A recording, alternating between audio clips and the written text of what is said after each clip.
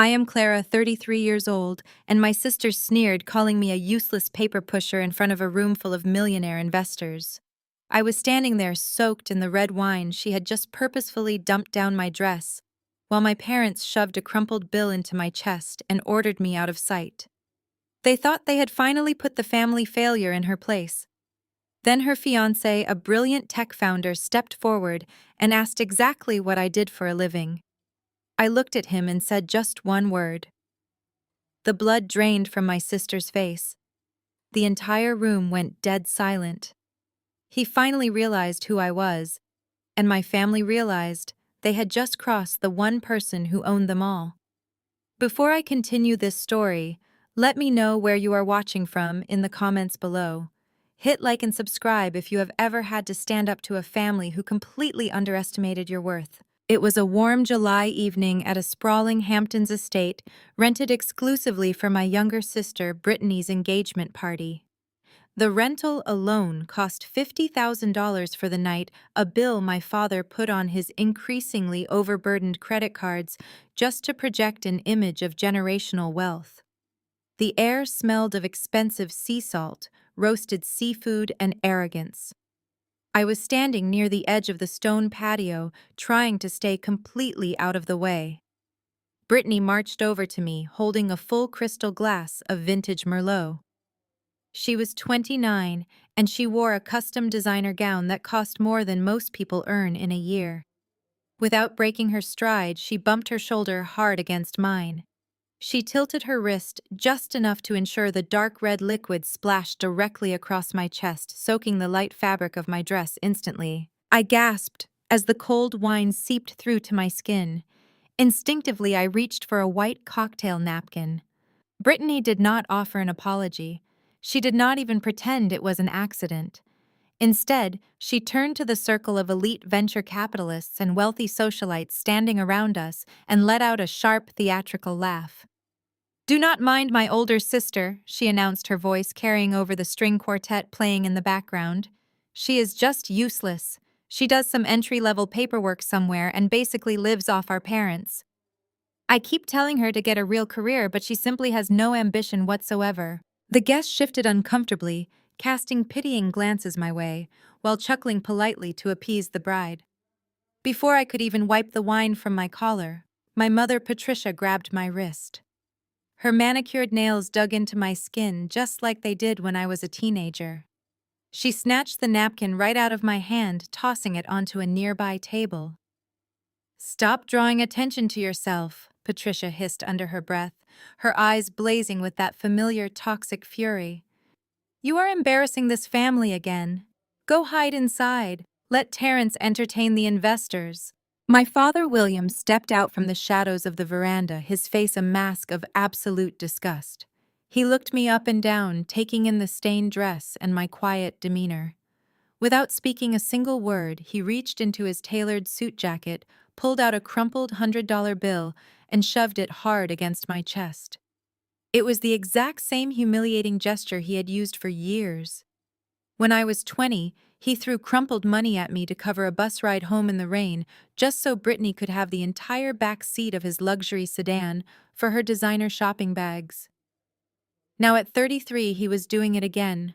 "Take this and go wait in the parking lot," William ordered, his voice cold and flat like ice. "Do not ruin Brittany's night. These people are important, and you are just a distraction."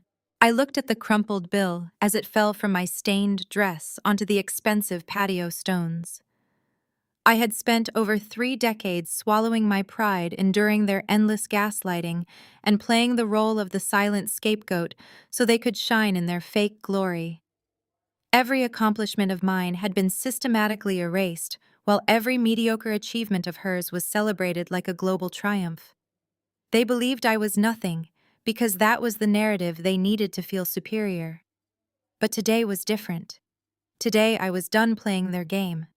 I turned around to walk toward the parking lot, fully intending to leave them to their fragile illusions of grandeur.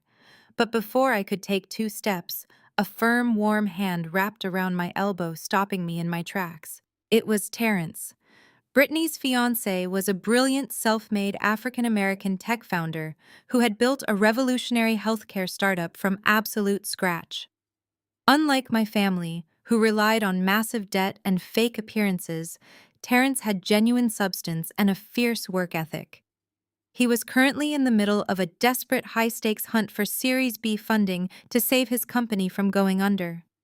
He was impeccably dressed in a sharp suit, but the look on his face right now was pure, unfiltered disgust. He was not looking at me. He was glaring directly at the people who were supposed to be my loving family. Terrence pulled me gently back toward the light of the patio, shielding me slightly with his broad shoulders. "Brittany says you do paperwork," Terrence said, his deep voice slicing through the tense silence of the crowd. He looked at the wine dripping down my dress, then up to my eyes, treating me with a level of basic human respect my parents had never shown me. He ignored the murmurs of the wealthy guests surrounding us and focused entirely on the truth unfolding before him.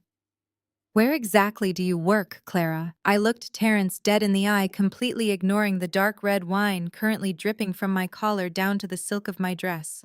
I kept my voice perfectly level and delivered a single word: Aegis. The word hung heavily in the humid ocean air. Terrence froze instantly. The expensive crystal champagne flute in his right hand visibly trembled, sending a small wave of amber liquid sloshing over the rim to hit the patio stones below. The blood completely drained from his handsome face. His posture, previously relaxed and confident, went rigidly stiff. As a brilliant tech founder, Terrence possessed a razor-sharp mind, and I could practically see the gears turning in his head as he connected the impossible dots. For the past 6 months, he had been desperately hunting for Series B funding to save his revolutionary software startup. He had been begging Aegis Capital for a $50 million lifeline to keep his engineers employed, his servers running, and his groundbreaking algorithms out of the hands of hostile corporate raiders. He had endured grueling meetings with my proxies, my financial analysts, and my vice presidents. He knew that the ultimate decision-maker at Aegis Capital was a notoriously elusive founder, known in elite financial circles only by a set of initials. C.W. Clara Wilson. I watched the realization hit him with the force of a physical blow. The woman his fiancé was currently treating like garbage, the woman his future in-laws had just shoved a crumpled $100 bill at, was the very person holding the absolute key to his entire empire. Before Terrence could even formulate a sentence, Brittany let out a shrill, hysterical laugh that shattered the thick tension.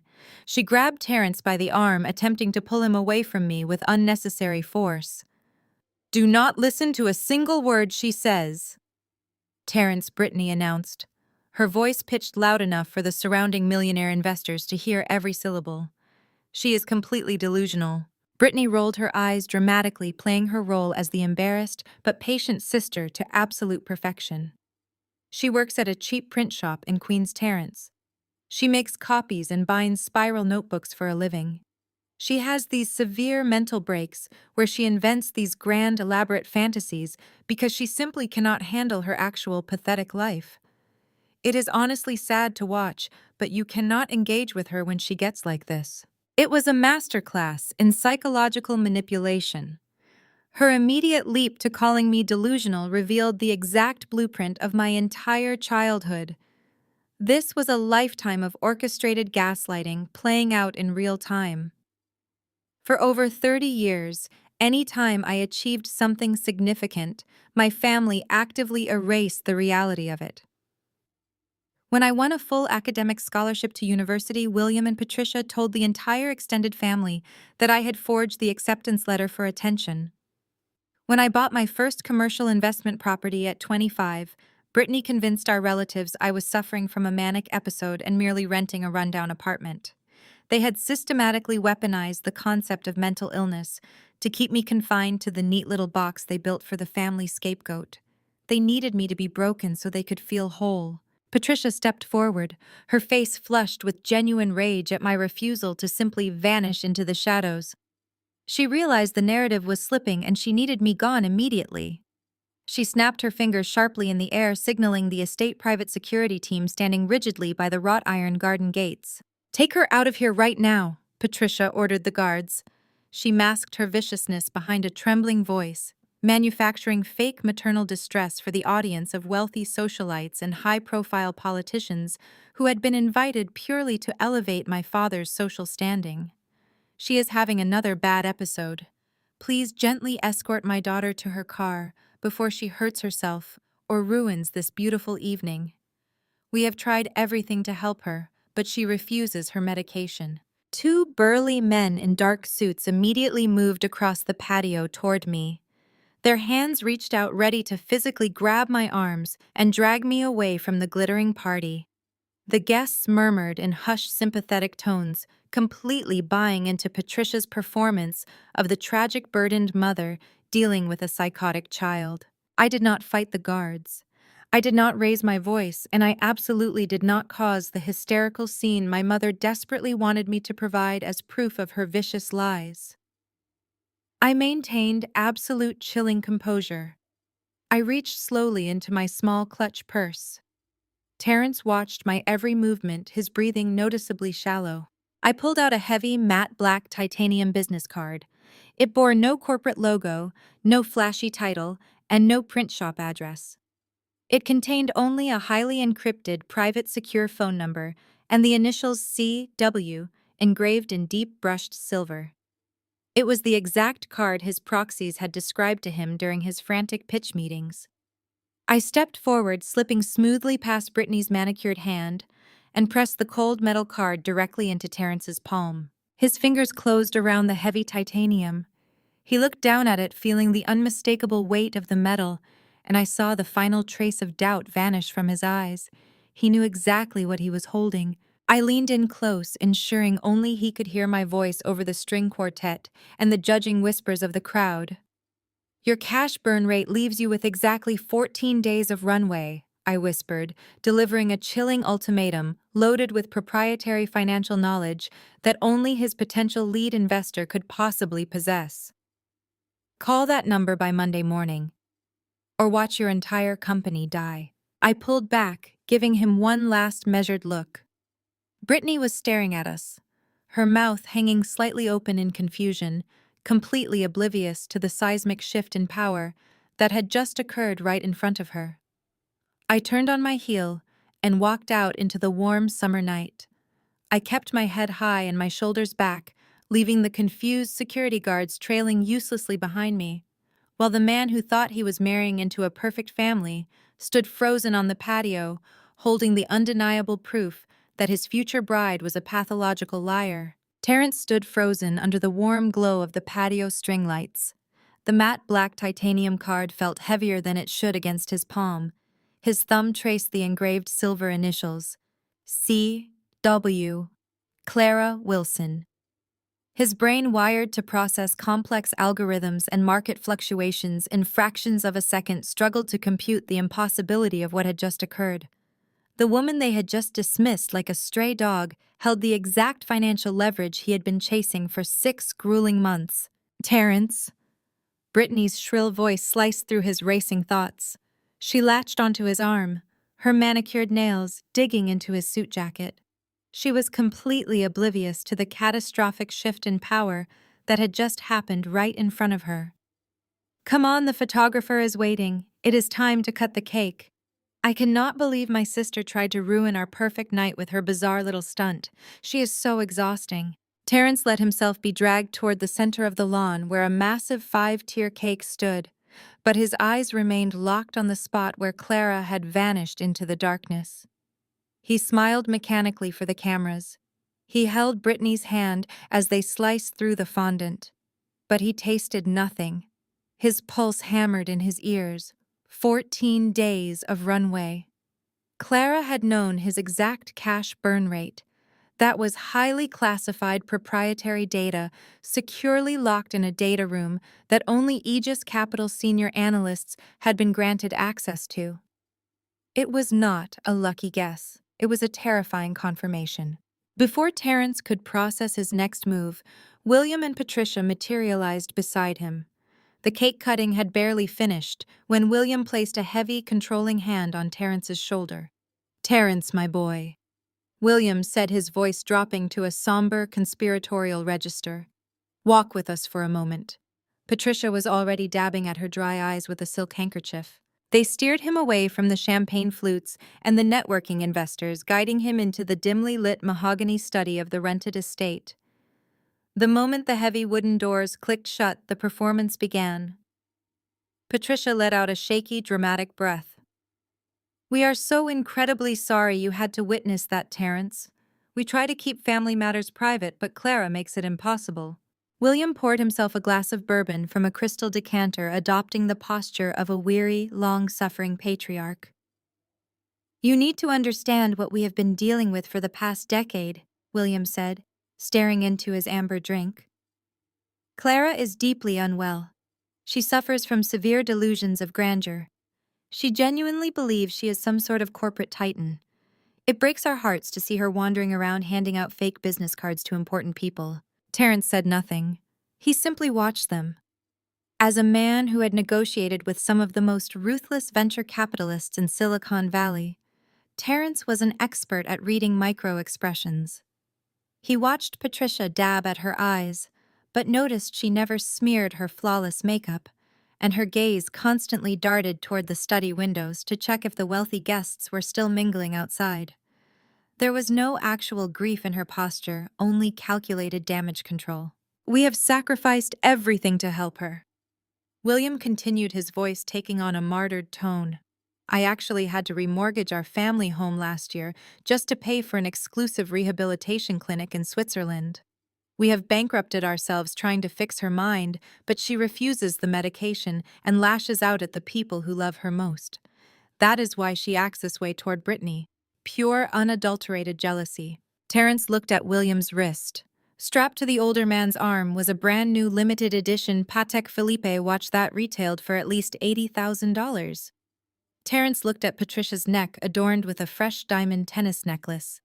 People facing bankruptcy from remortgaging their homes for medical bills did not casually wear $100,000 worth of accessories to a rented Hamptons estate. The math did not add up. The narrative was entirely fabricated. "I appreciate you sharing this with me," Terence said, keeping his tone perfectly neutral. "It must be very difficult for you both." He slipped the titanium card deep into his inner breast pocket. "I actually need to make a quick phone call to my development team in California." "Excuse me." Terence did not wait for their permission. He walked out of the study, bypassing the crowded lawn entirely, and slipped through the manicured hedges until he reached a secluded, quiet corner of the estate gardens. He pulled out his phone. He dialed his co-founder and chief operating officer Marcus, who was currently working the night shift, back at their West Coast headquarters. Marcus picked up on the second ring. "Tell me the engagement party is over and you are ready to talk strategy," Marcus said, exhaustion clear in his voice. "Aegis Capital just stalled us again. We are bleeding cash, Terence. We need that $50 million. I need you to run a verification right now," Terence commanded, his voice dead serious. "I am going to read you a secure routing sequence and a serial number. I need you to ping this against the internal contact database Aegis provided us during the initial due diligence phase." Terence pulled the heavy black card from his pocket, holding it up to the moonlight.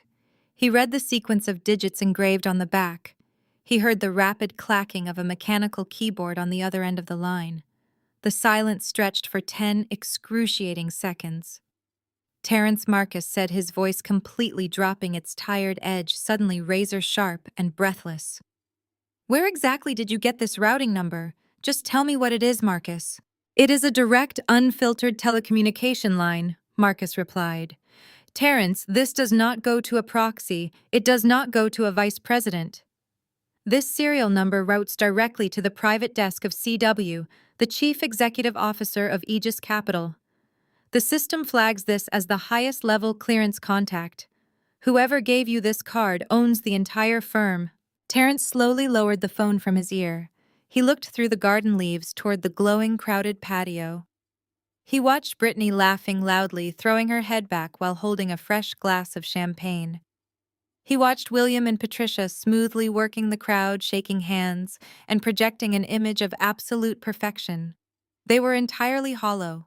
Every single word out of their mouths was a carefully constructed fiction designed to preserve their fragile egos while systematically attempting to destroy the only person in their bloodline who actually held any real power.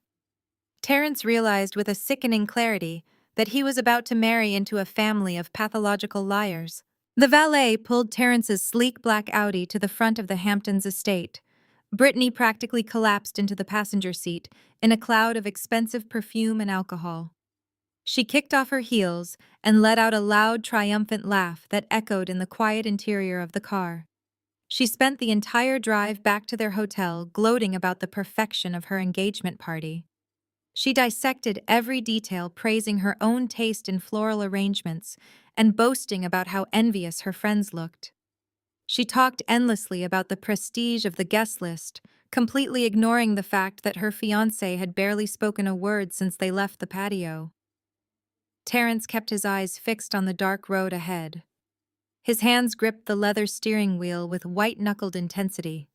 He nodded mechanically at Brittany's drunken rambling, but his mind was miles away, anchored to the heavy titanium card, burning a hole in his breast pocket.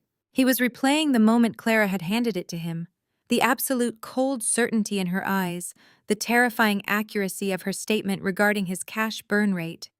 Brittany abruptly shifted in her seat, bringing her face inches from his shoulder. She sneered, complaining about how Clara almost ruined the aesthetic of the evening with her cheap dress and pathetic, sulky demeanor. She bragged about how expertly their parents had handled the situation, tossing Clara out before she could embarrass the family further. Terence tightened his grip on the wheel. Every word out of Brittany's mouth felt like scraping sandpaper across exposed nerves. He was marrying a woman who found genuine joy in crushing her own sister. When they finally reached their luxury hotel suite, Brittany stumbled directly into the bedroom and passed out on top of the covers, still wearing thousands of dollars worth of jewelry. Terence remained in the living area. He did not bother turning on the lights. He sat heavily on the velvet sofa and pulled his iPad from his briefcase. The screen illuminated his face with a harsh clinical glow. He opened his company's financial dashboards. The numbers were a glaring, undeniable red. Server costs were skyrocketing. Payroll was looming. His user acquisition strategy, while brilliant, required massive capital to sustain its current explosive growth trajectory. If he did not secure Series B funding within the next 14 days, the company he had built from nothing would be completely insolvent. He would have to lay off 80 of the brightest engineers in the country. His competitors would swoop in, pick apart his proprietary algorithms for pennies on the dollar, and bury his life's work. He closed the iPad and pulled the matte black card from his jacket. He ran his thumb over the engraved letters. CW, the most ruthless, brilliant, and elusive private equity titan on the East Coast. And she was the woman his future wife had just publicly humiliated. The irony made him sick to his stomach. He was trapped between his loyalty to a woman he suddenly realized he did not know at all, and the survival of the company that represented his entire legacy. Terence pulled out his phone. He typed the encrypted number from the titanium card into a new message. His thumb hovered over the keyboard. He was a proud man, a self-made founder who despised begging. But pride did not meet payroll. He took a steadying breath and typed a single desperate message. I need that funding to keep my team employed. Please. He hit send. He expected to wait hours, maybe days, for a reply from someone with Clara's level of corporate power. He set the phone on the glass coffee table and put his head in his hands, mentally preparing for the grueling process of groveling to the woman his family had abused. The phone vibrated instantly. The response was immediate, chilling, and ruthlessly precise. Aegis Capital Boardroom, 8 a.m., Monday. Bring your financials, and bring your fiancé. Terence stared at the glowing screen. The demand to bring Brittany was not a request. It was a calculated, deliberate directive. Clara was not hiding from her abusers. She was actively setting a trap, orchestrating a controlled collision between her absolute corporate supremacy and her family's toxic delusions. She wanted Brittany in that room. Terence felt a cold sweat break out on the back of his neck. He realized he was no longer just a startup founder seeking capital. He was a pawn in a 30-year war, and Clara was moving him exactly where she wanted him on the board. He had no choice but to comply. He stood up to get a glass of water from the minibar, leaving his phone unlocked on the coffee table. Inside the bedroom, Brittany groaned and rolled over. The glare from the streetlights outside pierced her alcohol-induced haze. Her mouth was dry, and she stumbled out of bed to find some water. She padded barefoot into the dark living area, her eyes adjusting to the shadows. As she reached for a bottle of sparkling water, the screen of Terrence's phone lit up on the coffee table. It was a follow-up calendar invitation from an unknown number. Brittany frowned. She walked over and picked up the device, her eyes narrowing as she read the open text thread. She saw Terrence's message begging for funding. Then she saw the reply. Aegis Capital Boardroom, 8 a.m. Monday. Bring your financials. And bring your fiancé. Brittany's alcohol-soaked brain struggled to process the information. She did not recognize the name Aegis Capital, but she recognized the tone. She immediately scrolled up to see the contact information. There was no name saved, just a string of numbers. She remembered the bizarre interaction on the patio earlier that evening. Clara had handed Terrence a card. Clara had whispered something to him. A toxic wave of narcissistic rage washed over Brittany. Her mind immediately warped the scenario to fit her own twisted reality.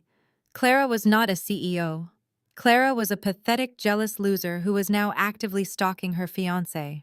Brittany decided right then and there that Clara had somehow found out about Terrence's business struggles and was setting up a fake meeting to humiliate him, or worse, to try and steal him away. Brittany's grip on the phone tightened until her knuckles turned white.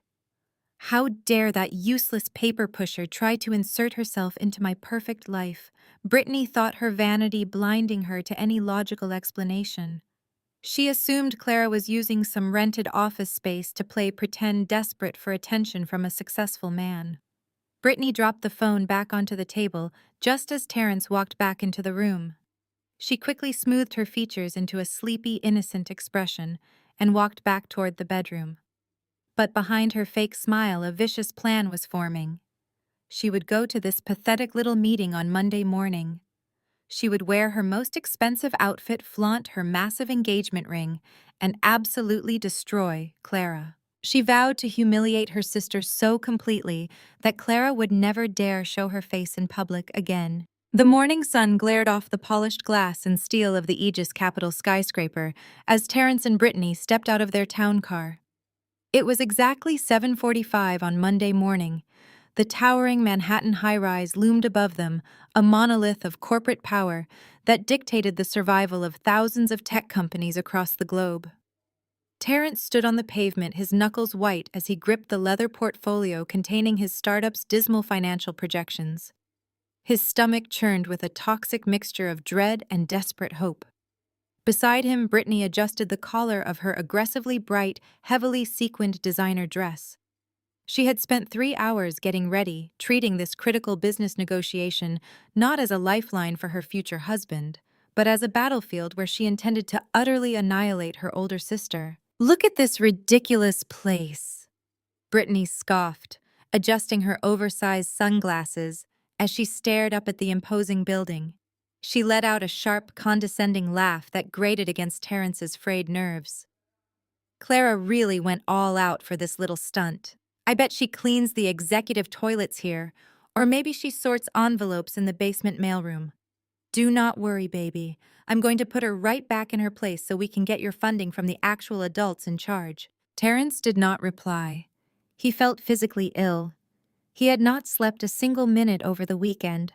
His mind had been endlessly looping the horrifying realization that the woman his family treated like a worthless burden held his entire legacy in the palm of her hand. He simply guided Brittany through the heavy revolving doors into the cavernous, immaculate marble lobby of the financial empire. Brittany marched straight toward the massive obsidian reception desk, her heels clicking aggressively against the polished stone floor. She slammed her designer handbag down, demanding the immediate attention of the 3 impeccably dressed receptionists. "We are here to see Clara Wilson." Brittany announced, her voice dripping with venomous superiority. I know she probably just works in the mailroom or makes the coffee, but she told my fiance to be here. Tell her to come out right now. We do not have all day to play her pathetic little games. The lead receptionist, a stern woman with a subtle earpiece, typed the name into her sleek terminal. Her eyes widened fractionally. She immediately stood up, her entire demeanor shifting from polite customer service to absolute rigid deference. Right away, ma'am. Mr. Hayes, you are expected. Please follow me. Instead of pointing them toward a generic waiting area or a dingy service elevator, the receptionist stepped out from behind the desk and led them toward a private glass-enclosed elevator bank, guarded by two men in dark suits. A thick velvet rope was quickly unclipped. Brittany practically strutted onto the elevator, entirely misreading the gravity of the situation. She glanced at Terrence, beaming with arrogant pride. See, they recognize you. They know who the real VIPs are. Clara probably begged her boss to let her use a nice conference room for 5 minutes. Terrence remained strictly silent, watching the digital floor indicator tick upward at a dizzying speed. They bypassed the lower administrative floors entirely. They shot past the middle management levels. The elevator did not slow down until it reached the very top. Floor 80, the penthouse. When the polished silver doors slid open, Brittany's smug smile finally began to falter. The penthouse was a breathtaking display of raw, unfiltered wealth and corporate dominance. Floor-to-ceiling windows offered a panoramic, unobstructed view of the entire Manhattan skyline. The floors were a rare, dark, imported hardwood, and the walls were adorned with original museum-quality modern art. The air up here was hushed, humming with the quiet, lethal intensity of high-stakes global finance. Several assistants in sharp charcoal suits moved with urgent purpose, speaking softly into wireless headsets. "This way, please," a senior executive assistant murmured, guiding them down a wide corridor toward a set of massive, custom mahogany double doors. Brittany's steps noticeably slowed. Her eyes darted around the opulent space, her shallow confidence fracturing, as the undeniable reality of the environment clashed violently with the narrative she had clung to her entire life. This could not be right. This was not a cheap print shop. This was not a mailroom. The assistant pushed open the heavy mahogany doors, revealing a colossal high-tech boardroom. A massive glass table stretched down the center of the room, embedded with sleek, glowing digital interfaces. At the far end of the long table, bathed in the bright morning sunlight streaming through the windows, sat Clara. She was no longer the silent, wine-stained scapegoat from the Hamptons patio. Clara wore a perfectly tailored, razor-sharp designer suit that projected absolute authority. Her posture was flawless. Her hands rested calmly on the glass surface. She was flanked on her right by 3 top-tier corporate attorneys, and on her left by a formidable row of senior financial analysts holding thick, detailed dossiers. She radiated a cold, undeniable command of the room. This single striking visual instantly and permanently obliterated the useless, pathetic narrative William and Patricia had violently pushed for 33 years. Clara was not playing a game. She owned the board. Brittany's brain completely short-circuited. The cognitive dissonance was too massive for her fragile, narcissistic ego to process. She stared at her older sister, surrounded by a legion of subservient executives, and her mind simply refused to accept the truth. Her face twisted into a mask of pure, unhinged denial. "This is a joke!" Brittany shrieked, her loud voice shattering the professional silence of the boardroom. She marched forward and slammed her manicured hands violently against the mahogany table. "What is this? Did you break in here? Did you pay these actors to sit with you? This is pathetic, Clara. You are a psychotic, delusional liar, and I am calling the police right now to have you arrested for trespassing." Clara did not flinch. She did not blink. Her expression remained completely devoid of emotion. She looked at Brittany the way a predator evaluates insignificant prey. Without breaking eye contact, Clara raised her right hand and made a subtle, sharp 2-finger gesture. From the shadows of the room, a hulking, broad-shouldered man stepped forward. It was the head of Aegis Capital's private security. He moved with terrifying speed and precision. Before Brittany could reach for her phone, the guard clamped a heavy, inescapable hand on her shoulder.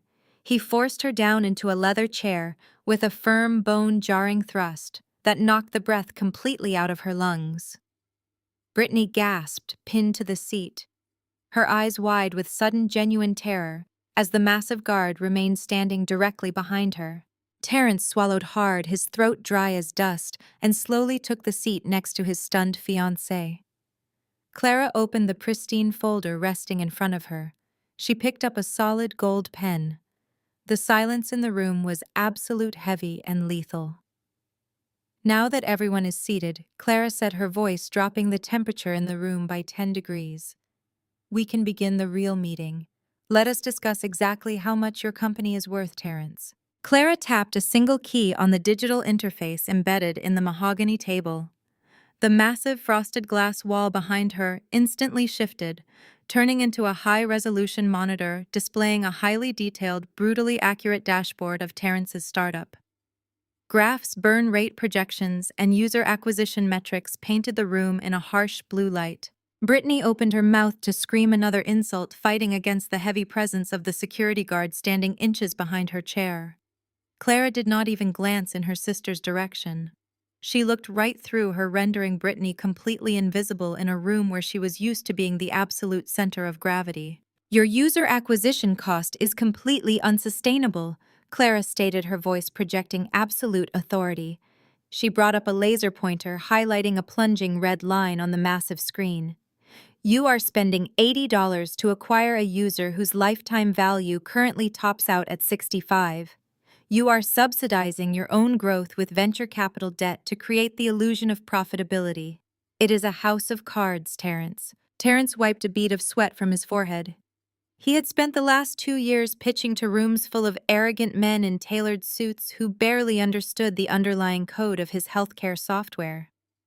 Clara was not just looking at the top-line numbers. She was surgically dissecting his entire operational model. She saw every flaw, every hidden liability, and every desperate patch job his engineering team had applied over the last 3 months. He leaned forward entirely, forgetting about the furious woman sitting next to him. You are not accounting for our Phase 2 rollout, Terrence argued, his voice lacking its usual supreme confidence. Once our predictive diagnostic tool goes live in the fourth quarter, user retention will skyrocket, balancing the acquisition cost. Clara tapped another key.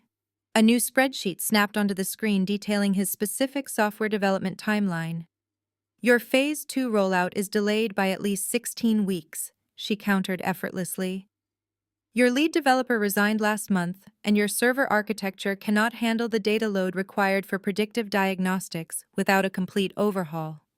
That overhaul will cost you $7 million you do not have. Your cash burn rate is currently at $2.5 million a month. As I told you on the patio, you have exactly 14 days before you miss payroll. Terrence felt the blood rush to his ears. She was absolutely right. It was a terrifying, awe-inspiring display of intellectual dominance. He was sweating through his custom-tailored shirt, yet he felt a profound wave of respect wash over him. This was the legendary CW. She was not just a financier. She was a visionary who understood his technology better than his own board of directors. There is also a massive structural inefficiency in how you are structuring your offshore tax liabilities regarding European data compliance. Clara continued, her eyes locking onto his. You are bleeding capital through redundant licensing fees in Germany and France. It is a rookie mistake. I untangled this exact regulatory loophole in 2016 for a global logistics firm. You need to route your compliance architecture through a centralized server farm in Ireland. Terrence's mind raced. 2016. That was the exact year William and Patricia claimed Clara had suffered a total psychological breakdown and dropped out of college. They had told the entire extended family that Clara spent that year confined to a psychiatric facility in upstate New York, incapable of basic human functioning. Yet here she was, casually detailing how she had mastered international corporate tax law during that exact same time frame. Terrence felt sick as the sheer magnitude of her family's malicious, calculated lies settled heavily in his stomach. They had tried to erase a genius to protect a mediocre golden child. "I can fix your server architecture," Clara said, leaning back in her chair. "I can navigate your European compliance issues, and I can provide the capital to bridge the gap until your Phase 2 rollout actually goes live. I am prepared to offer you the $50 million your company needs to survive the quarter." Terrence let out a shaky breath. He felt the crushing weight of impending bankruptcy begin to lift from his shoulders, but he knew Aegis Capital did not run a charity. "What are the terms?" he asked, bracing himself. Clara did not hesitate. The terms were as brutal as they were fair. "I want 40% of your voting shares. I want 2 seats on your board of directors, one of which I will occupy personally. And I want an aggressive vesting schedule for your executive team to ensure no one jumps ship until the product goes public. You retain operational control of the engineering division, but I hold the absolute veto on all major financial expenditures." It was a staggering demand. She was asking for near total control of his empire. But looking at the numbers projected on the wall, Terrence knew it was the only path forward. If he walked out of this room, his life's work would be dead in 2 weeks. If he signed, he would be partnering with the most brilliant, ruthless mind he had ever encountered. He opened his mouth to accept the terms. Before he could speak a single word, a loud, sharp slap echoed through the boardroom. Brittany had slammed both of her hands violently against the mahogany table. She had sat in agonizing silence for 20 minutes, watching her fiancé look at her older sister with a level of pure, unadulterated respect and awe he had never once directed toward her. She felt entirely invisible. She felt utterly irrelevant. The narrative that had fed her massive ego for 3 decades was being systematically dismantled right in front of her, and she could not physically tolerate being ignored for 1 second longer. Brittany reached into her designer purse, her hands shaking with toxic, unfiltered rage. She pulled out a thick, folded legal document bearing a heavy state seal and a notarized stamp. She threw it across the slick glass surface of the boardroom table, sending it sliding directly toward Terrence. "You cannot sign a contract with her!" Terrence, Brittany screamed, her voice cracking with desperate, malicious triumph. "She is not legally competent." The heavy parchment slid across the slick glass of the boardroom table, coming to a halt directly over the projected financial charts of Terrence's software company. Terrence stared down at the document. It was bound in thick blue legal backing stamped with a raised state notary seal, and bore the letterhead of a highly exclusive, notoriously expensive private psychiatric facility in upstate New York. At the bottom of the page, scrawled in thick black ink, was the signature of a Dr. Arthur Thorne. Terrence's eyes scanned the densely typed paragraphs. It was a comprehensive psychological evaluation. The clinical language was devastatingly precise, outlining a diagnosis of severe paranoid schizophrenia, chronic delusions of grandeur, and a complete detachment from reality. According to the document, Clara Wilson was entirely unfit to manage her own basic personal affairs, let alone engage in legally binding corporate contracts. Brittany leaned as far forward as the massive security guard standing behind her chair would allow. A twisted, euphoric smile stretched across her face. She looked like a predator who had just delivered a fatal strike. She completely ignored the fact that Terrence was physically shaking beside her. "Did you really think you could play dress-up forever, Clara?" Brittany sneered, her shrill voice echoing sharply against the mahogany walls of the penthouse boardroom. "Mom and Dad had Dr. Thorne update your medical file just last week. We knew you were spiraling again. You can wear a fancy suit and hire a bunch of actors to sit in a rented office, but paper trails do not lie. I am going to march straight out of this building and fax this evaluation directly to the Securities and Exchange Commission. The SEC will shut down this entire firm by noon when they realize the CEO of Aegis Capital is a certified, legally incompetent lunatic." Terrence sat paralyzed. The blood pounded in his temples. He was not looking at the document anymore. He was staring at the woman he had asked to marry him. The woman who wore his engagement ring was currently weaponizing a fraudulent psychiatric hold to utterly annihilate her own sister. But the horror went much deeper than that. Brittany knew perfectly well that Aegis Capital was the only entity on Earth willing to inject the $50 million required to keep Terrence's company alive. She knew his engineers were facing layoffs. She knew his life's work was on the brink of total collapse. Yet she was gleefully threatening to report Aegis to the federal government, actively attempting to destroy the firm that was about to save him. She was entirely willing to burn his entire empire to the ground just so she could win a petty, vindictive argument with her older sibling. Terrence felt the last remaining thread of his love for Brittany snap and disintegrate. He realized with absolute terrifying clarity that she did not care about him. She only cared about her own fragile supremacy. Clara did not flinch. She did not raise her voice to defend herself. She simply reached out with a manicured hand and picked up the evaluation. She held the thick paper up to the sunlight streaming through the floor-to-ceiling windows, her face an unreadable mask of cold, mechanical precision. She studied the signature at the bottom of the page with the detached curiosity of a scientist examining a dead insect. Dr. Arthur Thorne. Clara murmured, her voice carrying a chilling, deceptive softness. How entirely predictable. Clara dropped the document back onto the glass table. She looked directly at Brittany, her gaze completely devoid of fear. William and Patricia have become incredibly lazy in their old age, Clara stated, folding her hands neatly in her lap. They used the exact same psychiatrist 10 years ago. I recognize the signature. I remember sitting in his plush leather office while he diagnosed me with a stress-induced psychotic break just 3 days after my 23rd birthday. Brittany scoffed, rolling her eyes. Because you are crazy, Clara. You belong in a padded ward. I belonged in control of my own assets. Clara corrected, her voice slicing through the room like a scalpel. My 23rd birthday was the exact day I legally gained access to our grandfather's multi-million-dollar trust fund. A trust fund William had been draining for years to cover his catastrophic real estate debts. They needed me to be legally incompetent so they could maintain absolute conservatorship over my finances. They paid Dr. Thorne to weaponize the medical system against me, trapping me in a fraudulent diagnosis so they could continue to siphon my inheritance. They stole my money and you bought designer shoes with it. Brittany's face flushed a deep, ugly crimson. You are lying.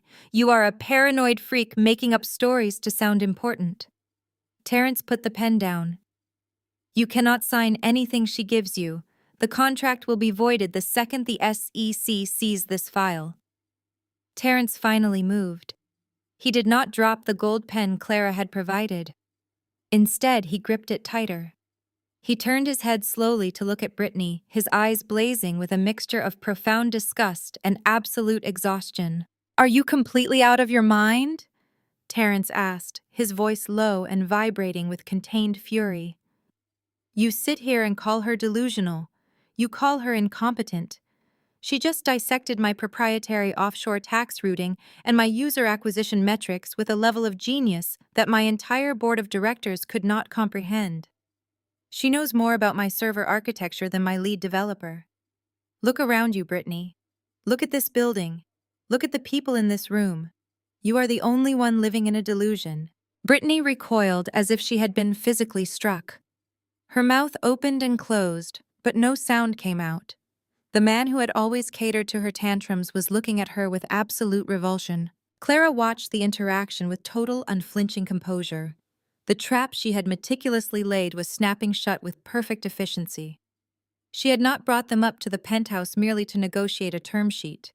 She had brought them here to orchestrate the public, undeniable execution of the toxic illusion her family had built. She reached across her immaculate desk.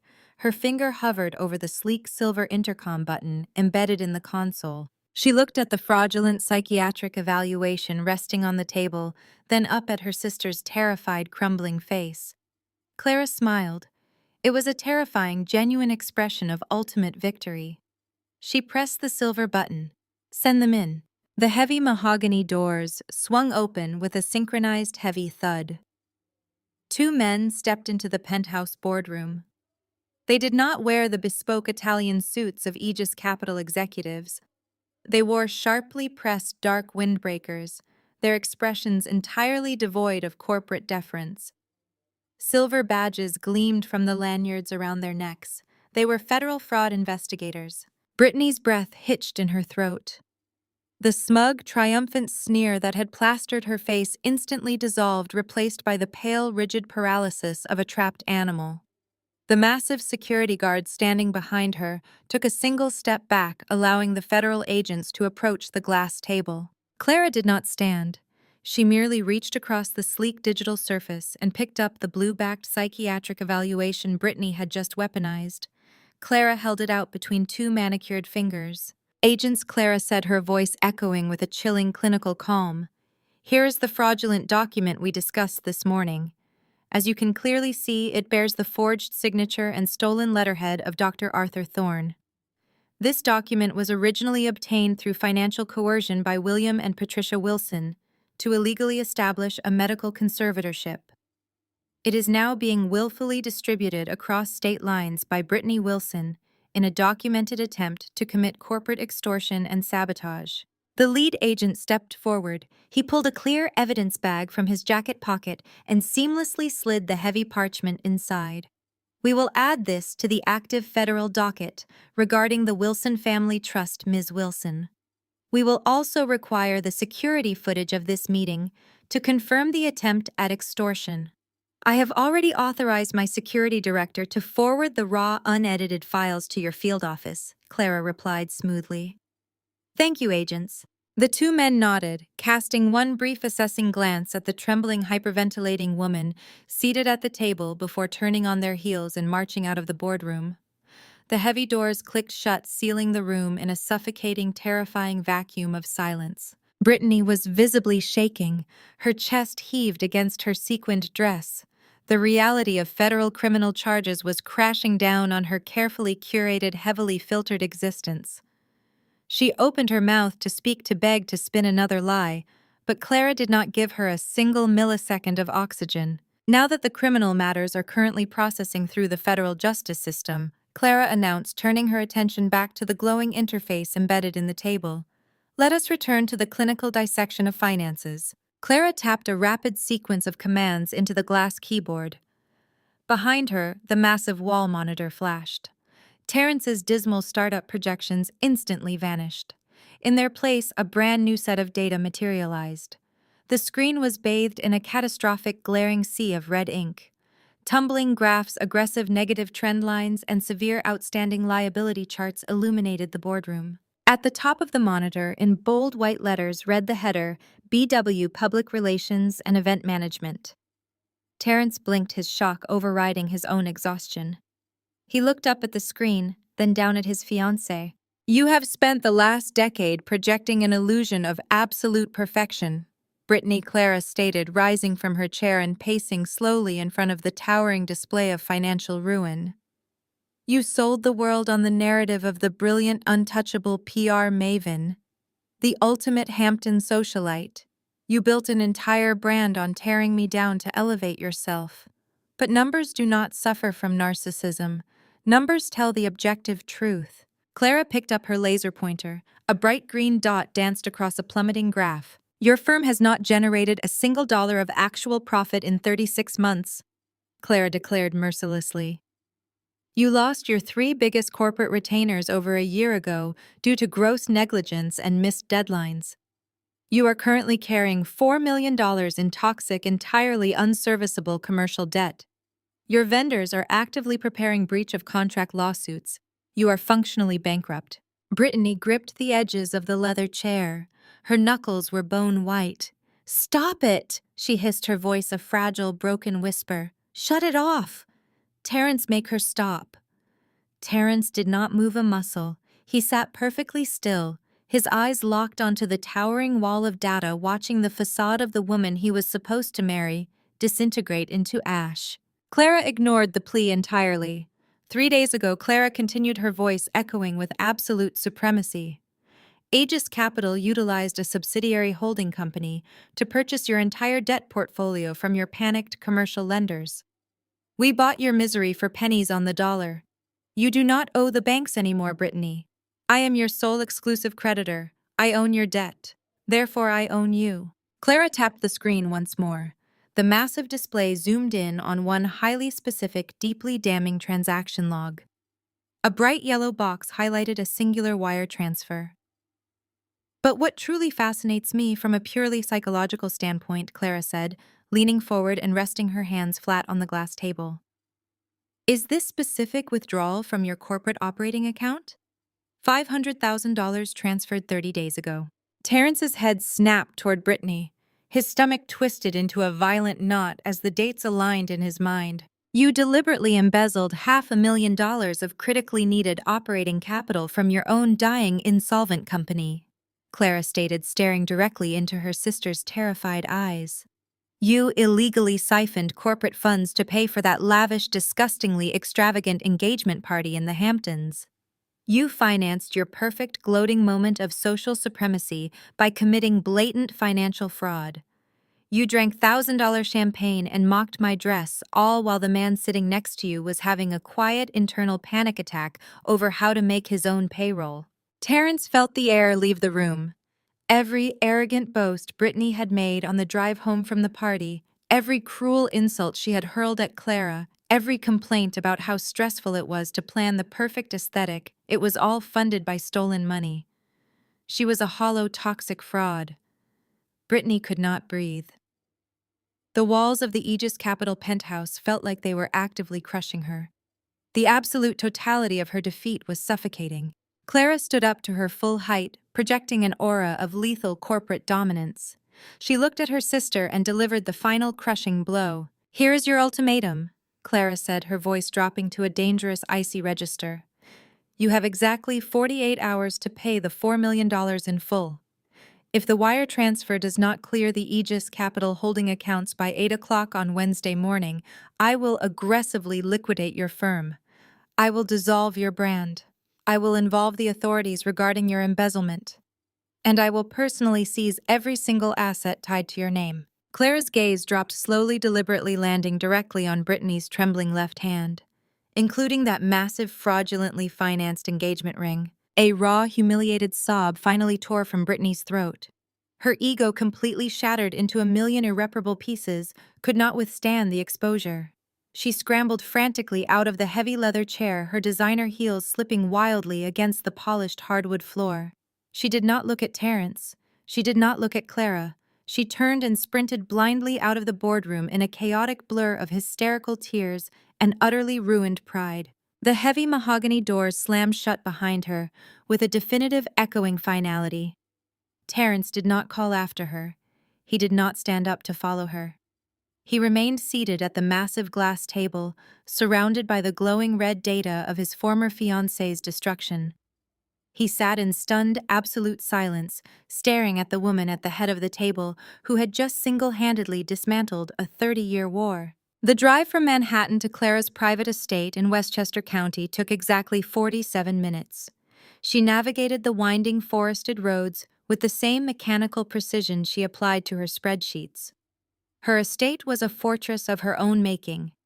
A massive wrought iron gate secured the perimeter of the sprawling, heavily wooded property. As her sleek gray Porsche approached the gates, parted silently, recognizing her vehicle's transponder. She drove up the quarter-mile cobblestone driveway, the dense canopy of ancient oak trees blocking out the fading evening light. As her headlights swept across the circular courtyard in front of her modern glass and stone house, they illuminated a dark SUV parked aggressively across the entryway. Clara slowed the Porsche to a halt. Two figures stepped out of the shadows, their faces twisted with familiar toxic rage. William and Patricia Wilson. They had clearly tailgated a delivery truck to bypass the outer security perimeter. Clara killed the engine. She did not lock the doors or wait for her security team to respond to the breach. She simply opened the car door and stepped out into the cool night air, buttoning her suit jacket with absolute calm. Patricia charged forward before Clara had even closed her car door. Her mother's face was a mask of unhinged fury, her normally immaculate hair disheveled from sheer panic. "You vindictive, malicious little monster!" Patricia screamed, her voice shattering the quiet of the estate. Patricia raised her right hand and lunged, throwing all her weight into a vicious slap aimed directly at Clara's face. Clara did not flinch. She simply raised her left arm and caught her mother's wrist in midair. Her grip was like a steel vise, entirely unyielding. Clara stared down into Patricia's wide, shocked eyes and slowly, deliberately forced her mother's arm back down to her side. Trespassing and attempted assault. Clara stated, her voice devoid of any emotional inflection. You are off your territory, Patricia. Do not ever raise your hand to me again. Patricia ripped her arm away, rubbing her wrist as she stumbled backward. Her chest heaved. You are destroying her life, Patricia shrieked, pointing an accusing finger at Clara. Brittany called me from the back of a taxi, hyperventilating. She was completely hysterical. You have terrified her, Clara, and she is pregnant. The word hung in the cold air. Clara remained perfectly still, processing the new variable. That is right, Patricia sneered, wielding the medical update like a holy sword. Brittany is carrying our first grandchild. She is 6 weeks along, and your petty, jealous little stunt in that boardroom has put her under severe medical distress. You are actively endangering your own niece or nephew because you cannot handle the fact that Brittany is starting a beautiful family while you sit alone in this empty, sterile house. Clara looked at her mother with profound clinical pity. The dynamic was so deeply ingrained it was almost pathetic. Her entire life, Patricia and William had utilized Brittany's milestones as weapons to force Clara into servitude. This is exactly how it has always worked, Clara noted aloud, her tone analytical. When Brittany wanted to attend an out-of-state private college, you drained my savings account to buy her a car. When she demanded a luxury wedding venue for her first failed engagement, you ordered me to delay launching my first business to cover her catering deposit. Every time she achieves a basic human milestone, it becomes a mandate for my submission. You expect me to finance her existence because she managed to get pregnant. She is carrying the family legacy. Patricia screamed, her face red. She is giving us a grandchild. You owe her this. You are going to wipe out that $4 million debt immediately. You are going to sign the funding over to Terrence without any of your ridiculous equity demands. You will fix this, Clara, or I swear to God, I will make sure the entire world knows exactly how deranged and jealous you truly are. A baby will not liquidate a $4 million commercial liability, Clara replied coldly. My capital is not a maternity gift. From the shadows of the dark SUV, William stepped forward. He did not yell.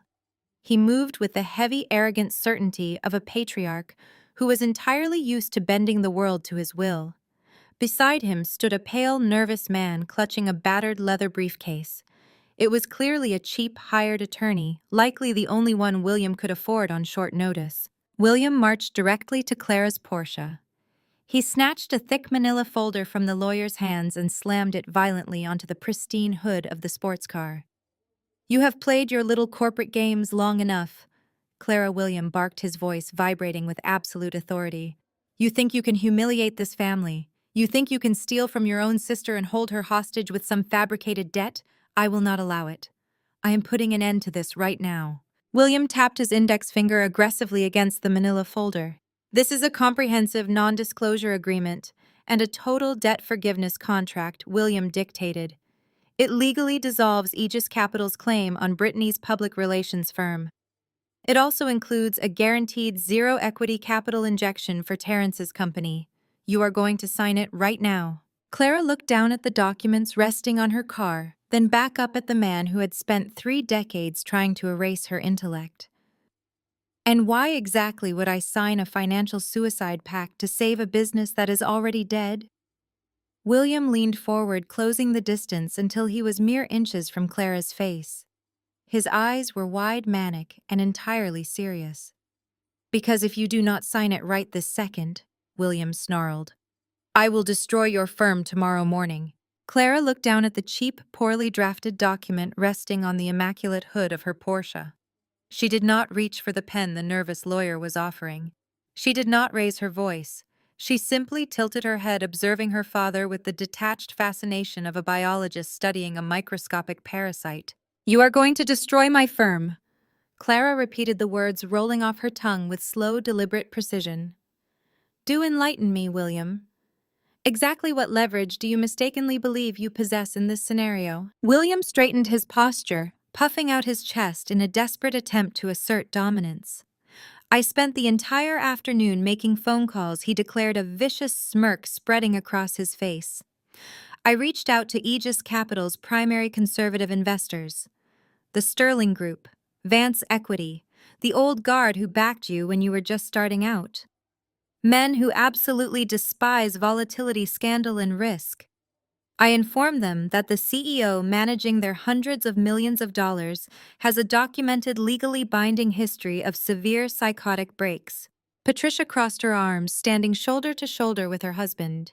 We told them you are spiraling again, Clara, her mother added, her voice laced with venomous satisfaction. We warned them that you are currently targeting your own pregnant sister in a manic episode. If you do not sign that debt forgiveness contract right now, William is going to email the full unredacted psychiatric evaluation from Dr. Thorne directly to their managing partners. We will leak it to the financial press by midnight. Your investors will trigger a mass panic sell-off before the market even opens tomorrow. Aegis Capital will be a toxic wasteland by noon. The hired lawyer nervously adjusted his glasses, shifting his weight from foot to foot. Sign the non-disclosure agreement, Ms. Wilson. It is the most pragmatic solution for everyone involved. A heavy silence descended upon the driveway. The only sound was the rustling of the wind through the massive oak trees overhead. Then Clara began to laugh. It was not a nervous laugh. It was not a defensive chuckle. It was a rich, genuine, terrifying sound that echoed against the stone walls of her estate. It was the laugh of an absolute predator watching its prey enthusiastically walk directly into a slaughterhouse. William's smirk vanished.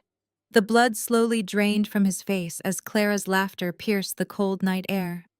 Patricia took a hesitant step backward, her maternal instincts suddenly warning her of extreme imminent danger. You called the Sterling Group, Clara managed to say, wiping a single tear of mirth from the corner of her eye.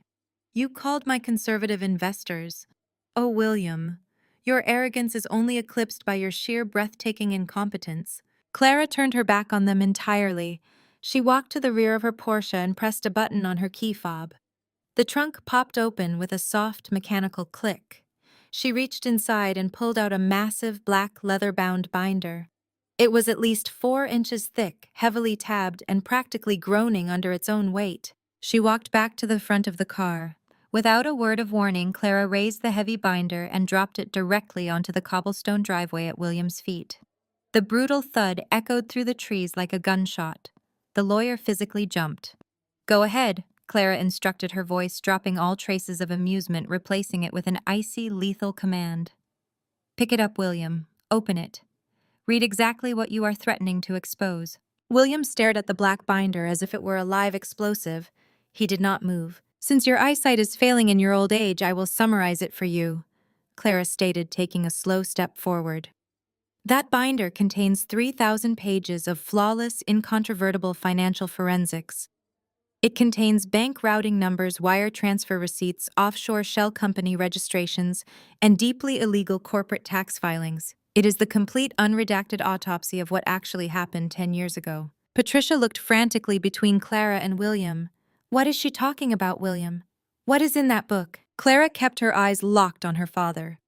10 years ago, your precious manufacturing plant was weeks away from total insolvency, Clara explained, her voice cutting through the night like a scalpel. You were drowning in bad materials debt, facing massive layoffs, and staring down the barrel of personal bankruptcy. You needed cash immediately to appease your commercial creditors, but you had exhausted your bank loans and alienated your partners. So you decided to steal from the one person who trusted you implicitly. William's breath grew shallow. His hands began to tremble at his sides. He opened his mouth, but no sound emerged. You forged my signature? Clara continued, taking another aggressive step forward, backing William up against the side of his SUV. You illegally accessed the trust accounts and completely liquidated my $250,000 college fund. You drained every single cent my grandfather left for my tuition and secretly funneled it through a dummy corporation to cover your manufacturing payroll and save your own pathetic ego. Patricia let out a sharp gasp, covering her mouth with her trembling hands. William, tell me she is lying. Tell me you did not steal her tuition. He cannot tell you that because the wire transfers possess his exact digital signature, Clara snapped, never breaking eye contact with her father. But the theft was not even the worst part. Was it William? The worst part was the cover-up. When the tuition checks bounced and the university demanded immediate payment, you panicked. You knew if I discovered the truth you would go to federal prison for embezzlement. So you orchestrated a masterpiece of psychological warfare. Clara's voice vibrated with a decade of contained, righteous fury. You hired Dr. Thorne. You paid him under the table to diagnose me with a stress-induced psychotic break. You gaslit me into believing the intense pressure of my coursework had shattered my mind. You forced me to drop out. You paraded me in front of the entire family, pointing at me and whispering about how tragic it was, that I was too weak, too unstable, too broken to handle the real world. You branded me a delusional dropout to hide the fact that you were a common thief. The hired lawyer was slowly backing away toward the gate, his eyes wide with horror as he realized he was currently standing in the middle of a massive federal crime scene. You stole my education, Clara stated, her voice dropping to a terrifying, deadly calm. You stole my reputation. You stole a decade of my life, letting everyone believe I was the tragic family failure while you played the benevolent, suffering patriarch. William was hyperventilating now. Sweat beaded on his forehead despite the biting cold air. He looked down at the binder, his entire reality crumbling into dust. You cannot prove any of this. William stammered, his voice weak and pathetic. It was 10 years ago. Fraud of this magnitude, specifically involving trust embezzlement and medical coercion, has no expiration date when the cover-up is actively ongoing, Clara corrected instantly. My forensic accountants have spent the last 2 years unraveling your pathetic little shell games. The SEC, the IRS, and the Federal Bureau of Investigation would consider this binder a career-making prosecution. Clara watched the absolute terror wash over her father. The man who had terrorized her for years was now nothing more than a frightened, shrinking coward. She had entirely dismantled his armor, but she was not finished. She had not orchestrated this entire confrontation simply to expose the past. She was here to dictate the future. Clara leaned in close, closing the final inch between them until she could smell the stale mints on his breath. She stared directly into his panicked, wide eyes. I didn't just buy Brittany's debt, Clara whispered. I bought yours too. I am your primary creditor. William turned pale and stumbled backward. His manicured hands grasping blindly at the cold night air as if trying to find a physical anchor in a world that had just been entirely inverted. The thick manila folder containing his empty threats slid off the slick hood of the Porsche and scattered across the wet cobblestones. Patricia rushed to his side, her face drained of all color, staring at Clara as if looking at a ghost. Clara did not say another word. She simply turned, walked back to the driver's side of her car, and slid into the leather seat. The engine roared to life and the heavy iron gates of the estate began to close, forcing William, Patricia, and their trembling hired attorney to scramble back into their SUV before the wrought iron crushed their bumper. The glass walls of Terrence's software development headquarters in downtown Manhattan provided a panoramic view of the city, but the following afternoon Terrence was not looking at the skyline. He was staring at a whiteboard covered in complex server architecture diagrams and burn rate calculations. His company, Omni Health Analytics, was his life's blood. He had built it from a single refurbished laptop in a cramped studio apartment in Queens into a revolutionary platform designed to optimize patient data processing. But innovation required massive capital, and without Aegis Capital's $50 million injection, his servers would go dark in less than 3 weeks. The heavy glass door to Terrence's private office did not open politely. It was shoved inward with aggressive, entitled force. Terrence looked up, his brow furrowing, as William and Patricia Wilson marched past his visibly distressed receptionist. William's tailored tweed suit was perfectly pressed, projecting the effortless generational wealth that he had spent his entire life wielding as a blunt instrument. Patricia flanked him, her lips pursed in a tight, judgmental line as her eyes swept over the diverse, frantically working engineers visible through the glass walls. "We need the room," William barked, not bothering to look at the receptionist. Terrence gave his assistant a reassuring nod, signaling her to close the door. Terrence remained standing. He did not offer them a seat. "This is a private corporate office, not a country club lounge." Terrence stated, his voice a low, steady rumble. "You have exactly 2 minutes to explain why you just barged past my security." William stepped right up to Terrence's desk, placing both hands flat on the surface. The frantic panic from the previous night had been meticulously buried under a fresh layer of aristocratic arrogance. "You are going to reject Clara's term sheet," William commanded, his voice dripping with absolute condescension. "You will publicly decline the $50 million investment from Aegis Capital, and you will do it by 5 o'clock this afternoon." Terrence let out a sharp, incredulous breath. He looked at the parents of the woman who had just subjected him to profound emotional and financial sabotage. "You must be entirely out of your minds," Terrence replied. "Your daughter is currently facing federal embezzlement charges, and Clara legally owns both of your businesses. You have absolutely no leverage here, William. Get out of my office." Patricia scoffed, adjusting her designer scarf with a slow, deliberate movement. "You have always been so remarkably naive, Terrence," she murmured, her tone laced with patronizing pity. "You genuinely believe that raw intelligence and a decent work ethic are enough to succeed in this world. You think because you built a clever little healthcare app you are suddenly one of us. You are not." William picked up the thread, his eyes narrowing as he deployed his most toxic weapon. "You grew up in a rented duplex, Terrence. You fought your way into a good university and you managed to secure a few impressive meetings. We allowed Brittany to entertain your proposal because your potential seemed useful to the family image. But potential is absolutely nothing without systemic access." William pointed a manicured finger at the whiteboard. "OmniHealth Analytics requires massive hospital networks to adopt its software to survive. Do you know who sits on the executive boards of every major healthcare network on the Eastern Seaboard? The men I play golf with every Tuesday? The families I have vacationed with in Nantucket for 40 years? My fraternity brothers, my investors, my bloodline." Terrence felt the temperature in the room drop. His jaw tightened. He knew exactly what William was doing.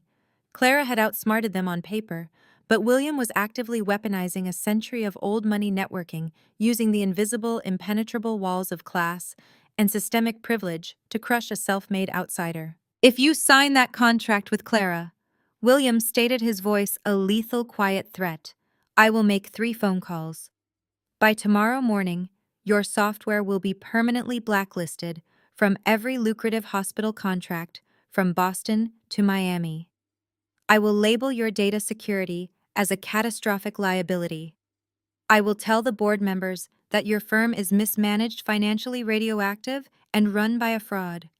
You will never secure another enterprise contract in this sector as long as you live.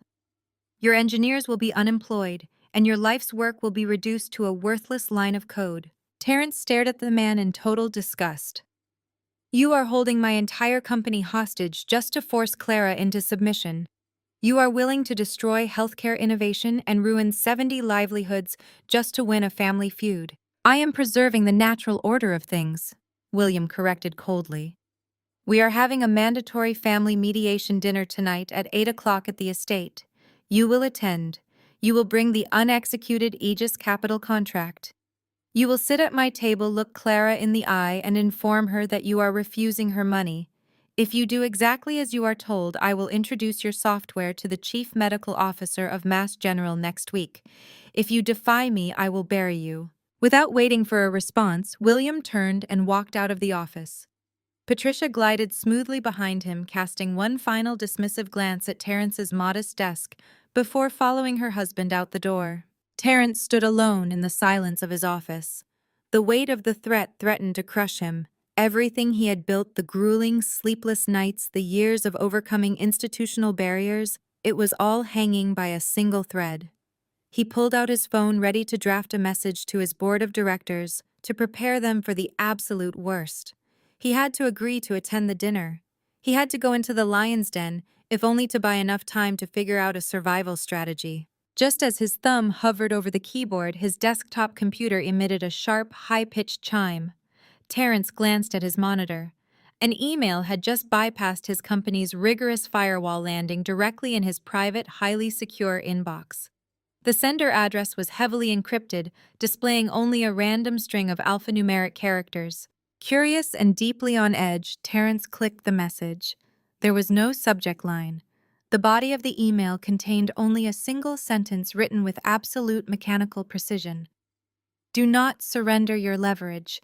Open the attached file and bring a projector to dinner. At the bottom of the email was a massive, heavily encrypted data file. Terrence downloaded it, his heart pounding aggressively against his ribs, completely unaware of the absolute devastation Clara was about to arm him with. The progress bar raced across Terrence's screen, rapidly decrypting the massive data packet Clara had just pushed through his servers. A black command window flashed open, followed instantly by a highly classified document bearing the sleek silver seal of Aegis Capital's elite cybersecurity division. Terrence leaned forward, the blue light of the monitor reflecting in his exhausted eyes. He fully expected to see financial audits of Williams' real estate holdings, or perhaps offshore tax evasion records tied to Patricia. He assumed Clara was providing him with leverage against the parents. He did not expect the target of the forensic report to be his own company.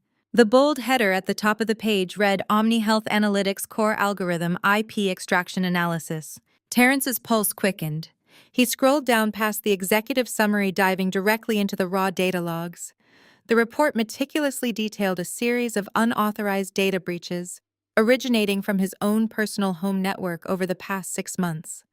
Someone had been routinely bypassing his local secondary firewalls. He stared at the timestamp logs, his brow furrowing in deep confusion. Every single breach had occurred between 2 and 4 in the morning. His mind raced. He lived alone. The only other person who ever had physical access to his apartment, the only person who knew his security habits, his password protocols, and his exact sleep schedule was Brittany. The Aegis cyber team had mapped the exact keystrokes of the intruder. The perpetrator had not merely browsed his files or snooped through his emails. They had systematically targeted the proprietary source code of his predictive diagnostic engine, the literal crown jewel of his life's work. Terrence felt the blood drain entirely from his face as he opened his digital calendar and began matching the dates of the breaches to his personal life. October 14th.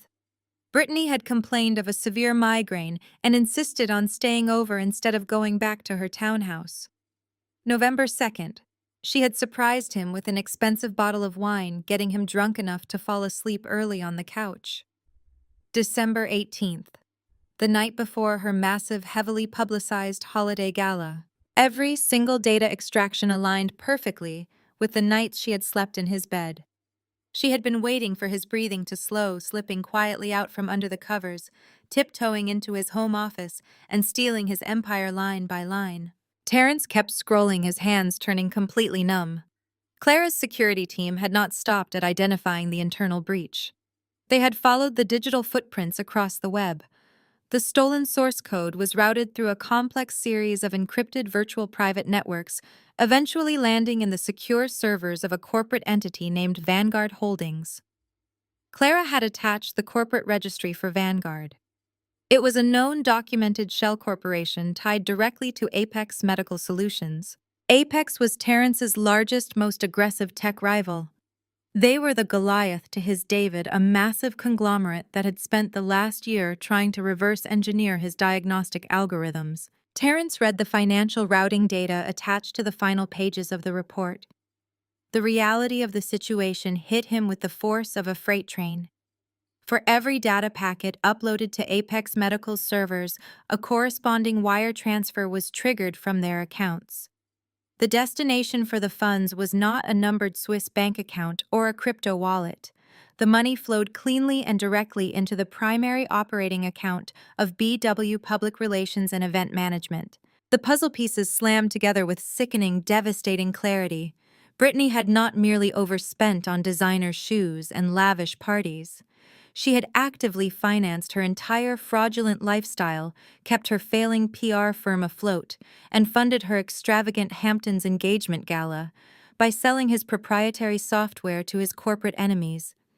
She had smiled at him over $1,000 dinners, kissed his cheek, and told him she believed in his brilliant vision, all while systematically dismantling his future to pay her caterers and florists.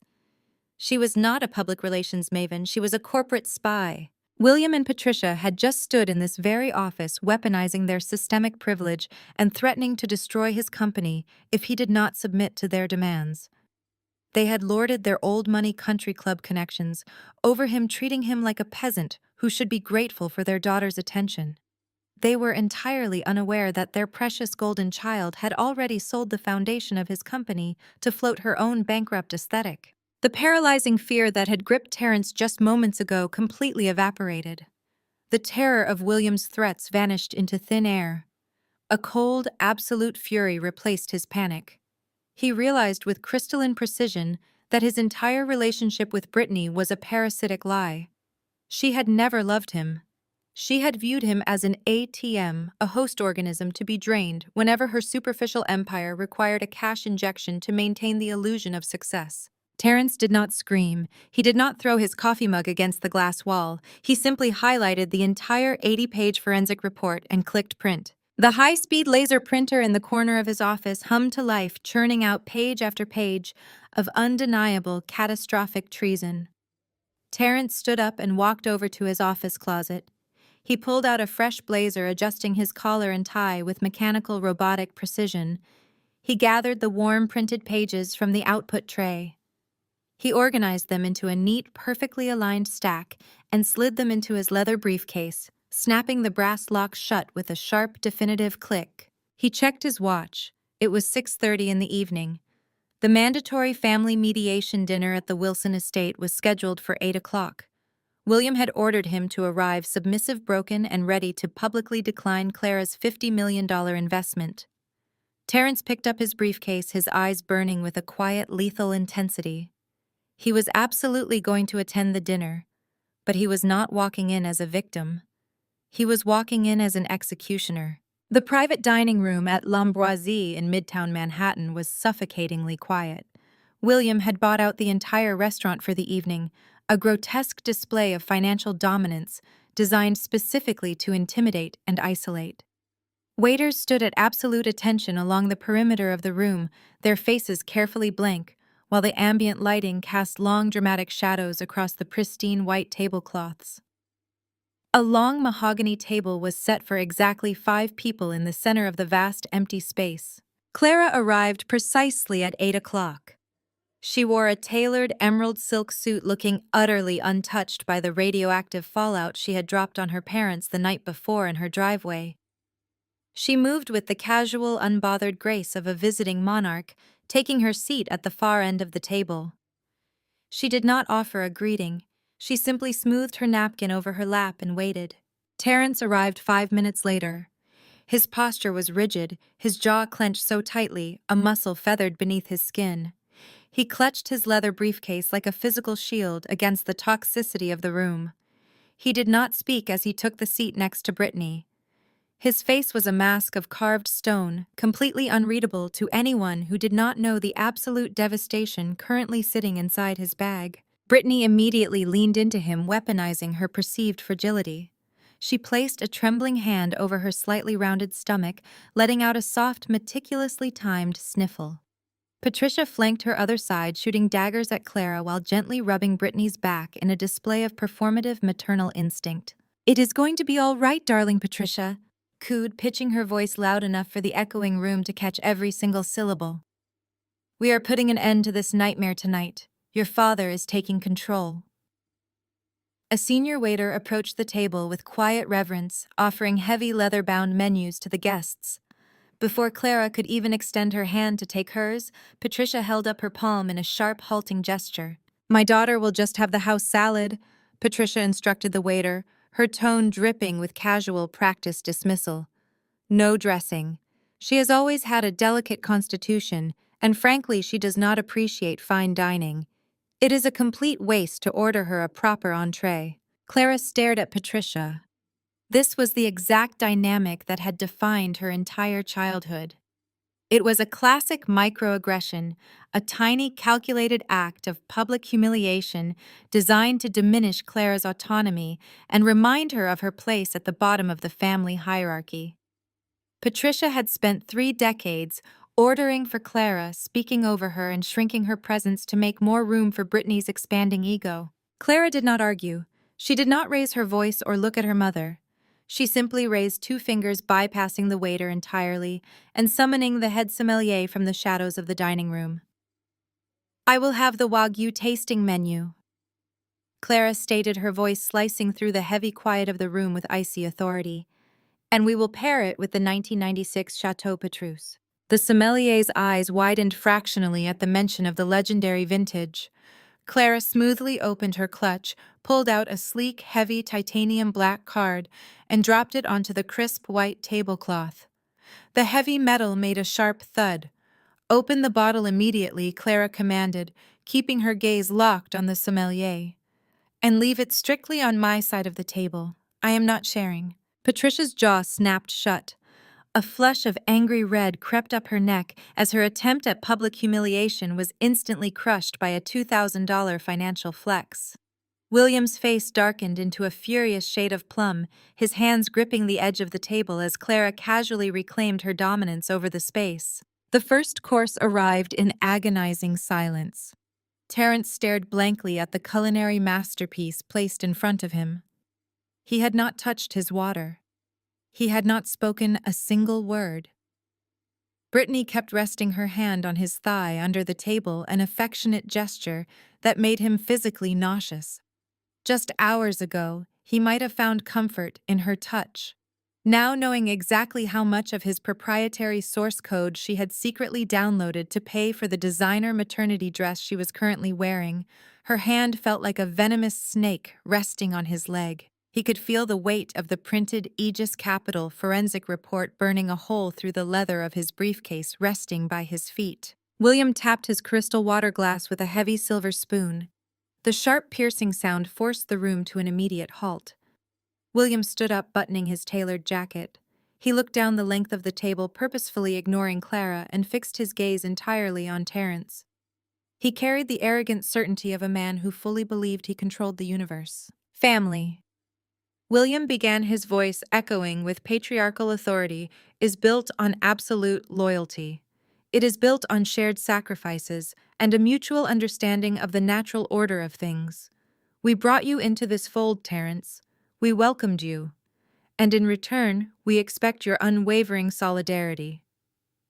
William leaned forward, placing both hands flat on the mahogany table, mirroring the aggressive stance he had taken in Terence's office earlier that afternoon. "You have a choice to make tonight," William declared, his tone shifting into a quiet, lethal threat. "A choice between the toxic, vindictive chaos that Clara represents and the unified, powerful backing of the Wilson family network. I want to hear you say it, Terence. Right now.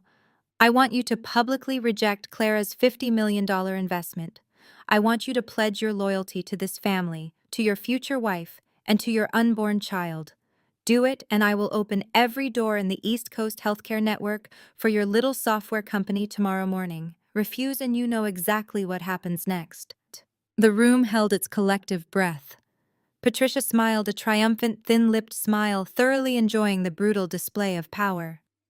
Brittany looked up at Terence, her eyes wide and shining with manufactured tears, waiting eagerly for her valiant knight to bend the knee and save her fraudulent narrative.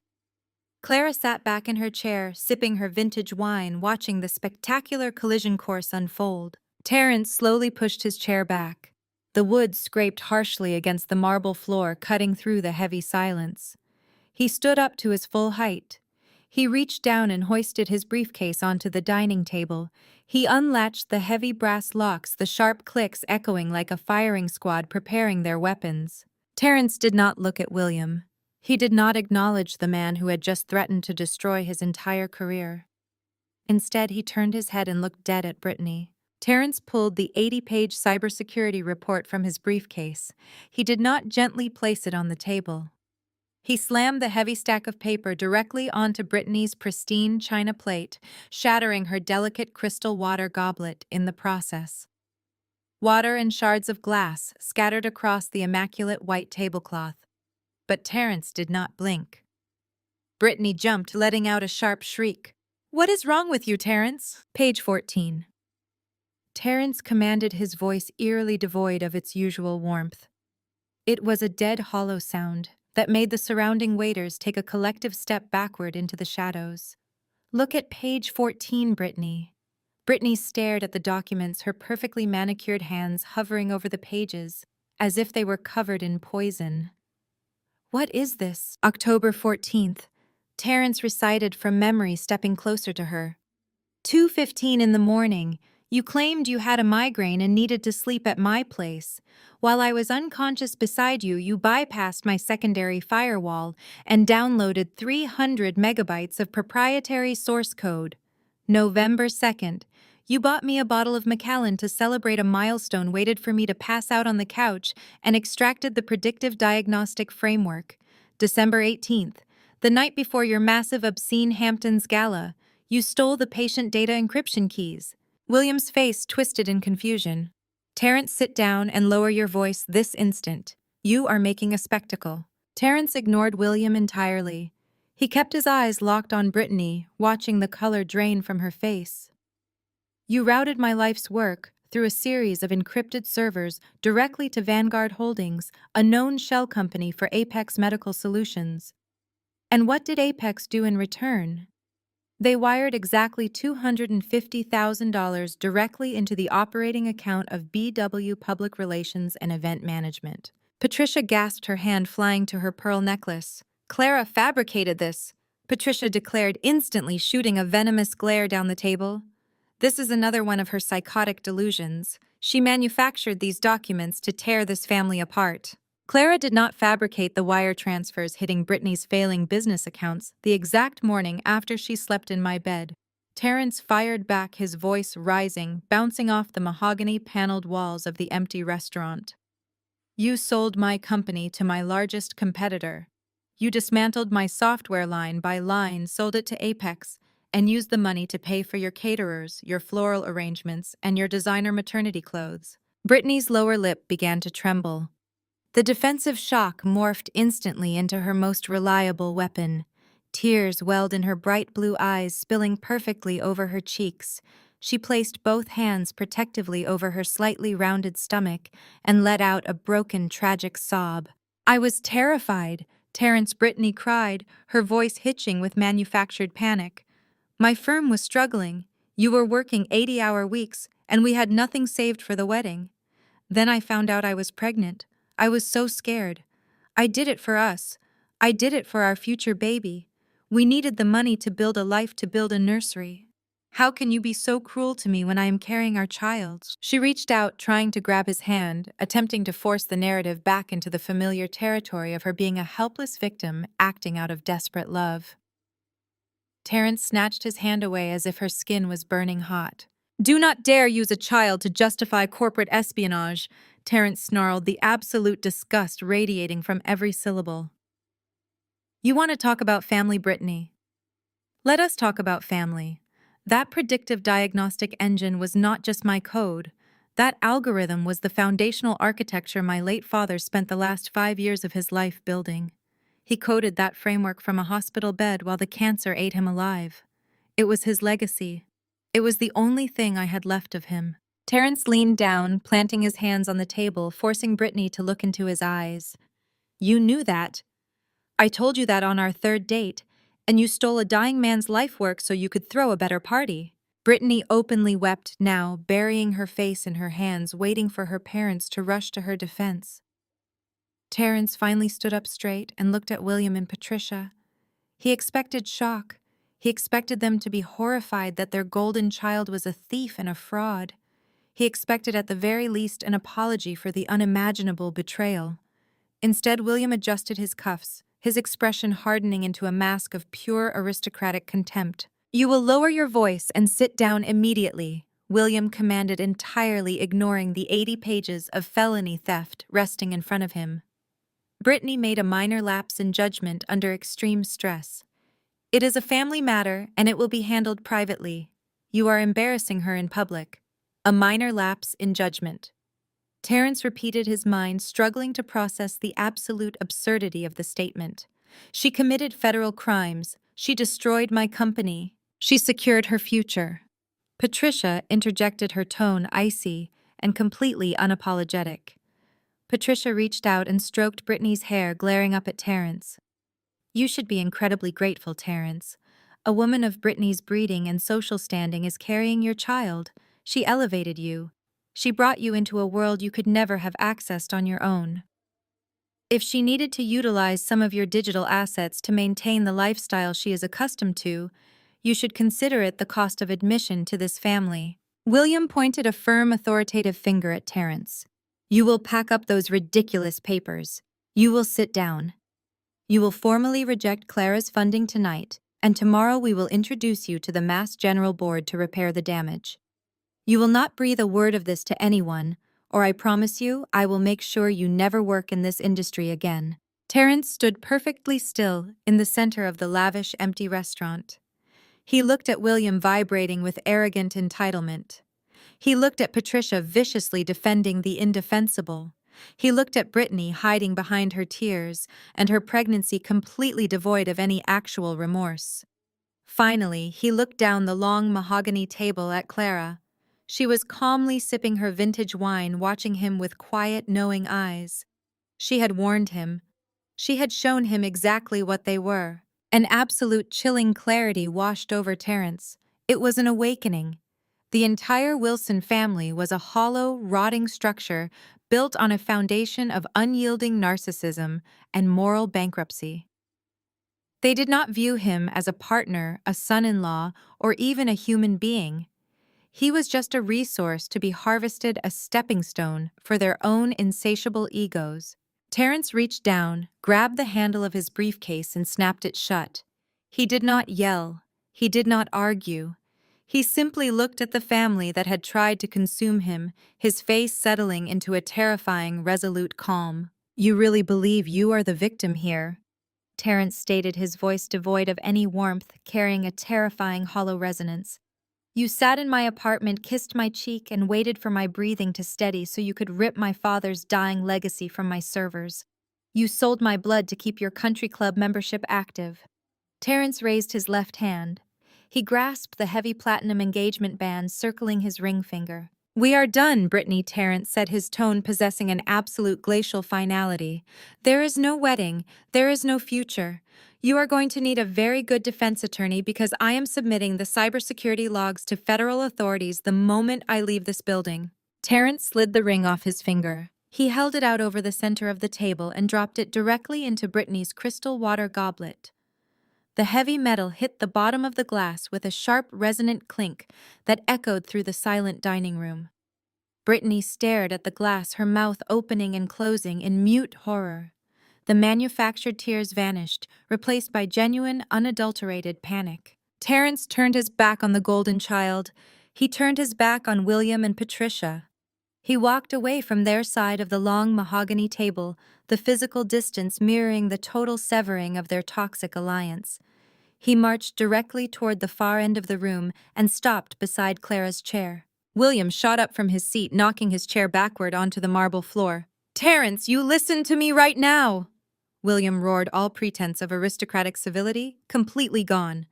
If you walk away from my daughter, if you dare side with that vindictive anomaly, I will make good on my promise. I will have you blacklisted by sunrise. Your company will be bankrupt before the weekend. Terence did not even look at him. He reached into the inner pocket of his tailored jacket and pulled out the crisp, meticulously vetted Aegis Capital term sheet. He laid the $50 million contract flat on the white tablecloth right next to Clara's plate. You cannot blacklist a company that is fully backed by Aegis Capital, Terence replied, finally meeting William's manic gaze. Your country club friends rely on Clara's market yields to fund their trust accounts. They answer to her. You possess absolutely no power here, William. You are just a loud, irrelevant old man. Terence clicked his pen and signed his name on the bottom line with swift, decisive strokes. He legally bound OmniHealth Analytics to Clara's empire, securing his company's survival and permanently insulating his life's work from the Wilson family's destructive grasp. He slid the contract across the table to Clara. Clara looked down at the signature. She did not gloat. She did not gloat because this was not a game to her. It was a necessary realignment of a broken system.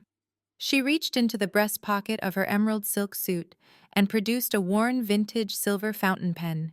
The silver was tarnished at the edges, heavy and completely out of place next to her modern titanium credit card. It was the pen her grandfather had given her on the day she graduated high school as valedictorian.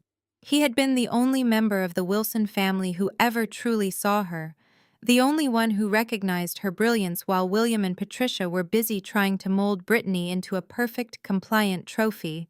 Her grandfather had left her the $250,000 trust fund to ensure she could escape their control. William had stolen that money to save his own ego, but he could never steal the intellect or the drive her grandfather had nurtured. Clara uncapped the silver pen. She pressed the gold nib to the paper and signed her countersignature, seamlessly authorizing the $50 million transfer. With one stroke of her grandfather's pen, she honored the only true legacy her family possessed, silently avenging the theft that had derailed her youth. "It is done," Clara stated, sliding the fully executed contract into her own leather portfolio. OmniHealth Analytics is now under the absolute protection of Aegis Capital. Any attempt to interfere with its operations will be treated as a direct attack on my firm, and I will retaliate with the full weight of my legal department. A primal guttural scream shattered the quiet of the restaurant. Brittany leapt out of her chair. The mask of the delicate pregnant victim completely disintegrated, revealing the hollow, desperate narcissist beneath. She realized in real time that her shield was gone. Her unlimited ATM had walked away. The fraudulent narrative she had spent years building was burning to the ground in front of her. She was facing federal prison, public humiliation, and total financial ruin. "You ruin everything," Clara Brittany shrieked, her face twisting into a mask of pure, unhinged rage. "You could not just let me be happy. You had to destroy my life because nobody will ever love you." Brittany lunged forward, her hands hooking under the edge of the heavy, starched white tablecloth. With a violent screaming heave, she yanked the fabric backward. The entire table setting collapsed in a spectacular wave of destruction. Crystal glasses shattered against the marble floor. Silverware clattered loudly into the corners of the room. The $2,000 bottle of vintage Chateau Petrus hit the ground, exploding in a shower of dark red wine that splashed violently across Patricia's designer shoes. The plates of untouched Wagyu beef went flying, scattering across the beautiful, pristine space. The line of waiters rushed forward from the shadows, but Clara simply held up a single hand, freezing them in their tracks. Clara stood up slowly, entirely unbothered by the chaos. She looked down at the shattered crystal, the spilled wine, and the pathetic, hyperventilating woman standing in the center of the wreckage.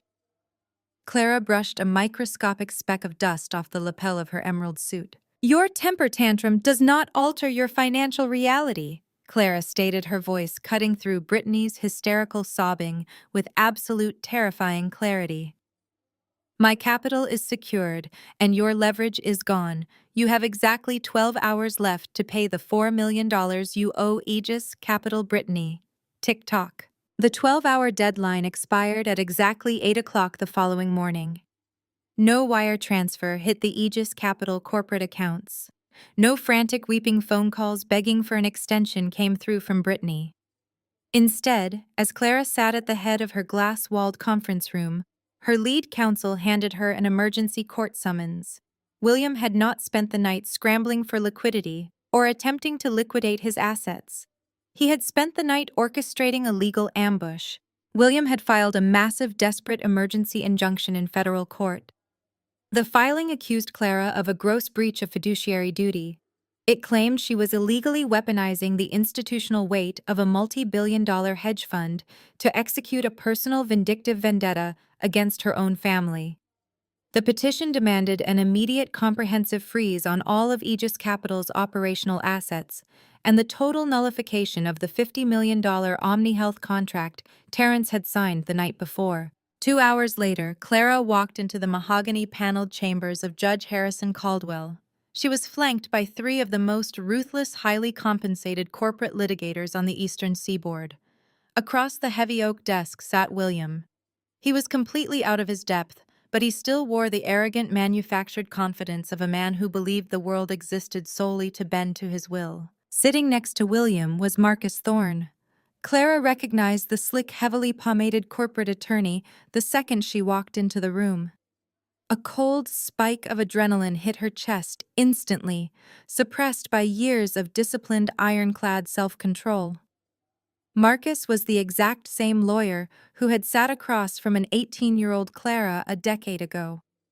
He was the man who had slid a towering stack of impenetrable legal documents across a table, flashing a predatory smile as he softly explained how a temporary administrative reallocation of her grandfather's trust fund was necessary to protect the family estate.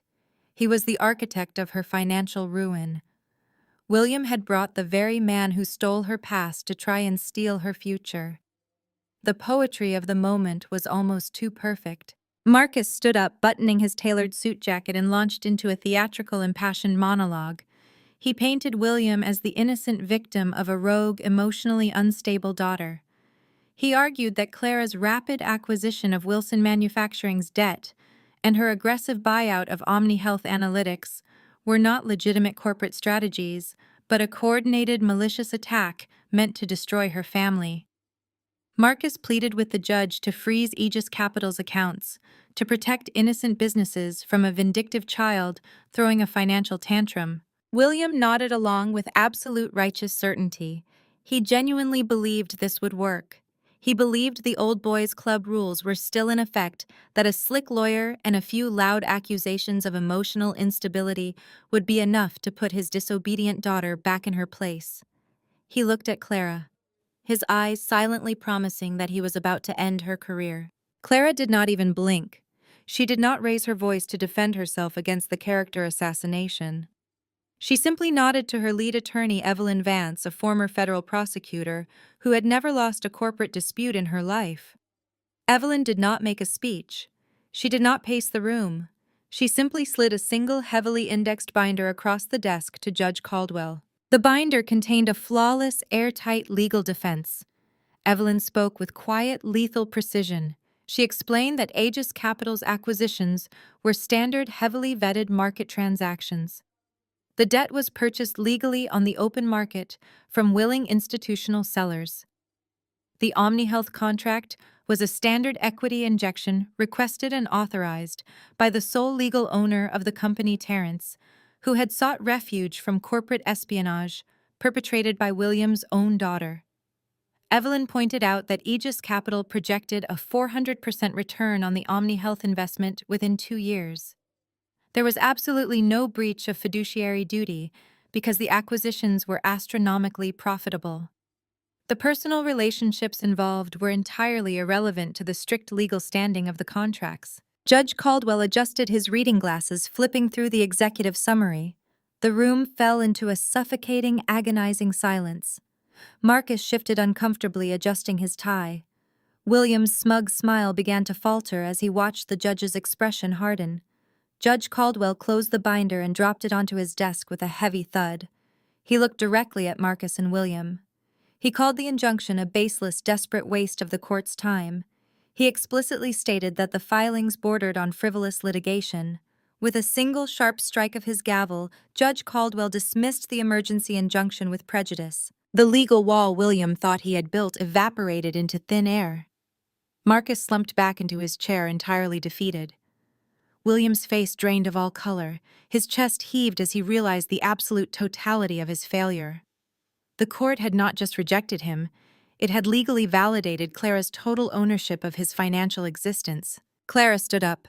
The ambient noise of the courthouse seemed to fade away as she walked slowly around the heavy oak desk and stopped inches away from her father. William looked up at her, his eyes wide, finally recognizing the monster he had created. Clara leaned in her voice, dropping to a smooth, chilling whisper that only he and his disgraced lawyer could hear. You never actually read the paperwork when Marcus here consolidated your failing corporate loans last quarter, did you? Clara asked, her tone dripping with polite, lethal curiosity. William stammered, unable to form a coherent sentence, his breathing growing shallow and erratic. Clara smiled a sharp, terrifying expression. Did you read the fine print on the debt I bought, Dad? I don't just own your loans. I own the deed to your house. The 48-hour vacate notice expired at precisely 8 o'clock on Thursday morning. Clara did not grant a single minute of grace. As the grandfather clock in William and Patricia's grand foyer chimed the hour, a convoy of heavy vehicles turned onto the pristine tree-lined street of their exclusive gated community. 3 massive moving trucks flanked by 2 black SUVs and a pair of marked county sheriff cruisers rolled up the sweeping circular driveway of the Wilson family estate. The gravel crunched under the heavy tires, signaling the absolute end of an era. William opened the mahogany double doors, wearing a monogrammed silk robe, a cup of premium black coffee in his hand. He stepped onto the portico, his face contorting into a mask of aristocratic outrage. He fully expected a delivery driver who had taken a wrong turn, or a contractor making an unscheduled visit. He did not expect 2 uniformed deputies to march up his pristine marble steps. "What is the meaning of this?" William barked, his voice echoing across the manicured lawn. "You are trespassing on private property. I will have your badges for this." The lead deputy did not flinch. He simply pulled a heavy court-stamped folder from his clipboard and pressed it flat against William's chest. "This property is now in the legal possession of Aegis Capital Holdings." The deputy stated, his tone carrying the bored mechanical authority of a man just doing his job. "You were served a 48-hour notice of foreclosure following the dismissal of your injunction. Your time is up. Step aside, sir." Before William could even formulate a threat, a dozen professional movers in matching uniforms swarmed past him. They moved with military precision, carrying heavy rolls of bubble wrap, moving dollies and inventory clipboards. They did not ask for permission. They systematically began dismantling the physical manifestation of the Wilson family's generational wealth. Patricia rushed out onto the second-floor landing, her face pale, still wearing her sleeping gown. She watched in absolute horror as strangers began unhooking the antique crystal chandelier in the foyer. "Stop!" Patricia shrieked, running down the grand staircase, her bare feet slapping against the hardwood. "William, do something. Call Marcus. Call the police." "They are the police, Patricia." William muttered, his voice trembling as he finally read the harsh black ink on the foreclosure deed. The reality of Clara's trap had finally snapped its jaws shut around them. Across the street, parked discreetly in the shade of a massive oak tree, Clara sat in the back of her chauffeured Maybach. The tinted windows provided a perfect cinematic view of the estate. She wore a pristine white turtleneck and a sharply tailored blazer. She crossed her legs, uncapped a bottle of imported sparkling water, and took a slow, refreshing sip. She felt absolutely nothing for the frantic people running around the lawn. There was no pity. There was only the cold, satisfying mechanics of accountability. Inside the house, the movers reached the formal living room. 2 men carefully lifted a massive, vibrant, abstract oil painting off the wall above the fireplace. It was the crown jewel of Patricia's carefully curated collection, an original piece by a renowned European artist. Patricia physically threw herself in front of the movers, her arms outstretched. "You cannot take that!" Patricia screamed, her voice cracking with genuine, unadulterated panic. "That is a priceless masterpiece. It belongs to me. It is a family heirloom." Clara watched through the tinted glass, her eyes narrowing as she focused on the canvas being carried out the front door. She remembered that painting with crystalline, agonizing clarity. Patricia had purchased that exact piece of art at a high society charity auction 12 years ago. It was the exact same week an 18-year-old Clara had walked into her father's study holding her acceptance letter to MIT. Clara had politely asked her parents to co-sign a student loan, requesting just enough financial assistance to cover her first semester's tuition. Patricia had looked her teenage daughter in the eye, adjusted her diamond earrings, and sighed, claiming that the family's assets were tied up and they simply could not afford to support Clara's expensive academic ambitions. Clara had been forced to take on crushing high-interest debt, working 3 separate jobs just to survive her freshman year. 2 days later, Patricia had proudly hung that $50,000 abstract painting in the living room, bragging to her country club friends about her exquisite eye for fine art. Clara took another sip of sparkling water. She watched the movers load her stolen tuition money into the back of a moving truck. The poetry of the moment was exquisite. William was pacing this driveway, frantically scrolling through his phone. He dialed the president of his bank, the head of his country club, and 3 different wealthy investors he considered close friends. Call 1 sent directly to voicemail. Call 2 disconnected after a single ring. Call 3. An assistant politely informed him that the executive was unavailable indefinitely. The social execution was instantaneous. Clara had not just taken their house, she had exposed their financial ruin to the entire East Coast elite. In the world William and Patricia worshipped, poverty was the ultimate unforgivable sin. They were radioactive and nobody was going to answer their calls. Patricia dropped to her knees right there on the perfectly manicured grass, her pristine facade shattered completely. She covered her face with her hands, weeping openly as the neighbors' curtains began to twitch. The people she had spent 3 decades impressing were now watching her family's wealth be loaded into cardboard boxes. Clara did not roll down the window to gloat. She did not need to scream or throw a tantrum. She simply watched the scales of justice balance themselves, one piece of antique furniture at a time. Suddenly, a loud, violent sputtering sound shattered the morning air. A leased Mercedes G-Wagon aggressively hopped the curb and swerved up the driveway, tearing a massive muddy trench through Patricia's prized rose bushes. The heavy luxury SUV lurched forward, the engine coughing and violently misfiring before dying completely right in the middle of the lawn. It was completely out of gas. The driver's side door flew open and Brittany stumbled out. She looked entirely unrecognizable. She was wearing sweatpants and an oversized hoodie. Her perfect salon-styled hair was a tangled mess and her face was blotchy, stripped of its usual heavy, expensive makeup. She looked frantic, cornered, and utterly desperate. She completely ignored the sheriff deputies and the movers carrying her parents' dining table out the front door. She sprinted directly toward William and Patricia. "Dad, Mom! You have to help me!" Brittany screamed, grabbing William by the lapels of his silk robe. She was hyperventilating, her eyes wide with unhinged terror. William stared at his golden child holding up his foreclosure notice. "Brittany, what are you doing? Cannot you see what is happening here? I need money. I need cash right now." Brittany shrieked, her voice echoing down the street, entirely oblivious to her parents' ruin. "I went to my office this morning. There were federal marshals at the building. They put heavy chains on the doors. Dad, they chained my firm shut." Brittany spun around, pointing wildly back toward her dead SUV. "Apex Medical threw me to the wolves. They denied knowing anything about the stolen source code. Terrence filed the cybersecurity logs with the FBI and Aegis Capital froze every single one of my operating accounts. I have nothing. My cards are declining at the gas station." Clara seized it all. Brittany dropped to the grass next to her mother, weeping hysterically, grasping at the last shreds of her fraudulent empire. "You have to pay her, Dad. You have to give Clara the $4 million. Please, you have to save me." William and Patricia stood paralyzed on their front lawn.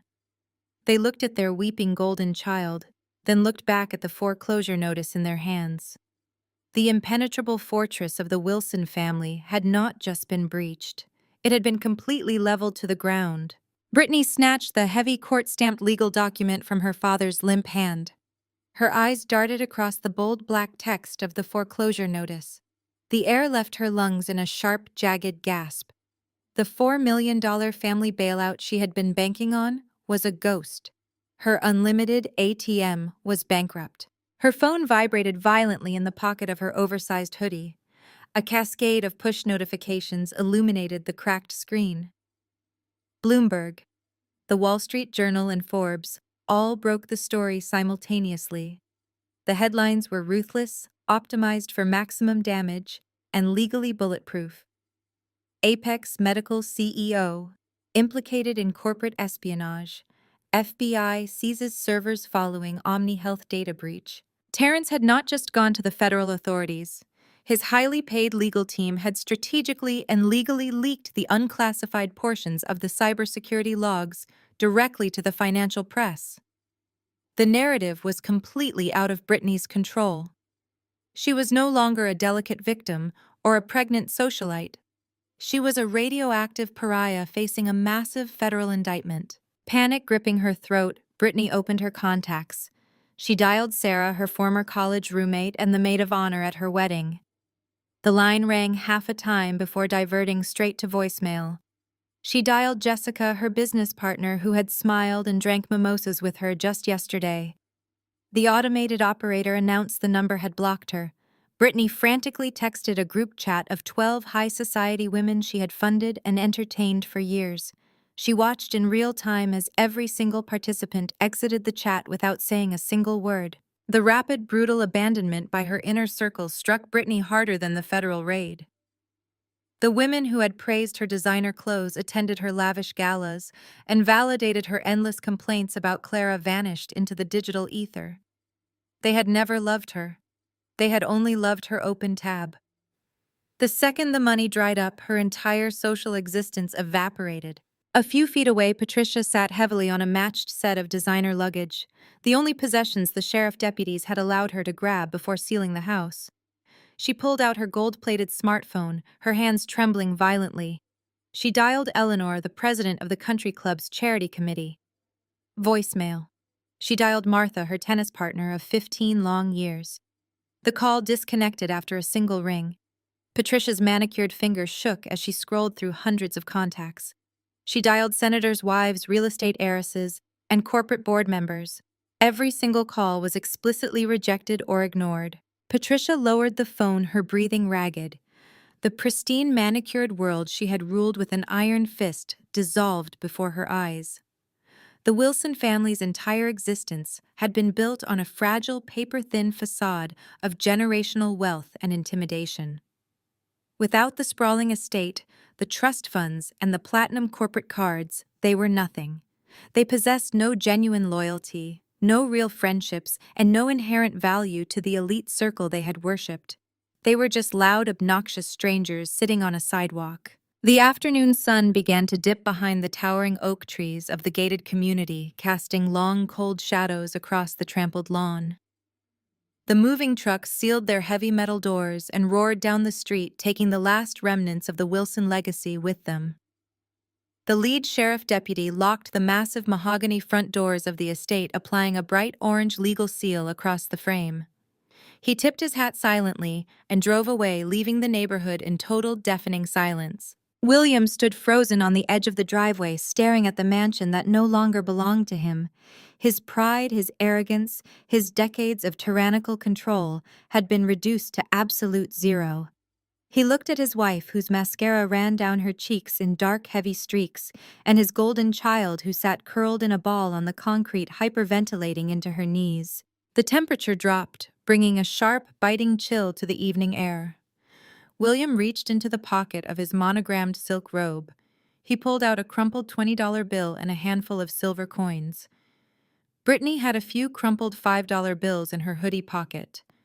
Patricia had nothing but a maxed-out credit card that had been declined twice that morning.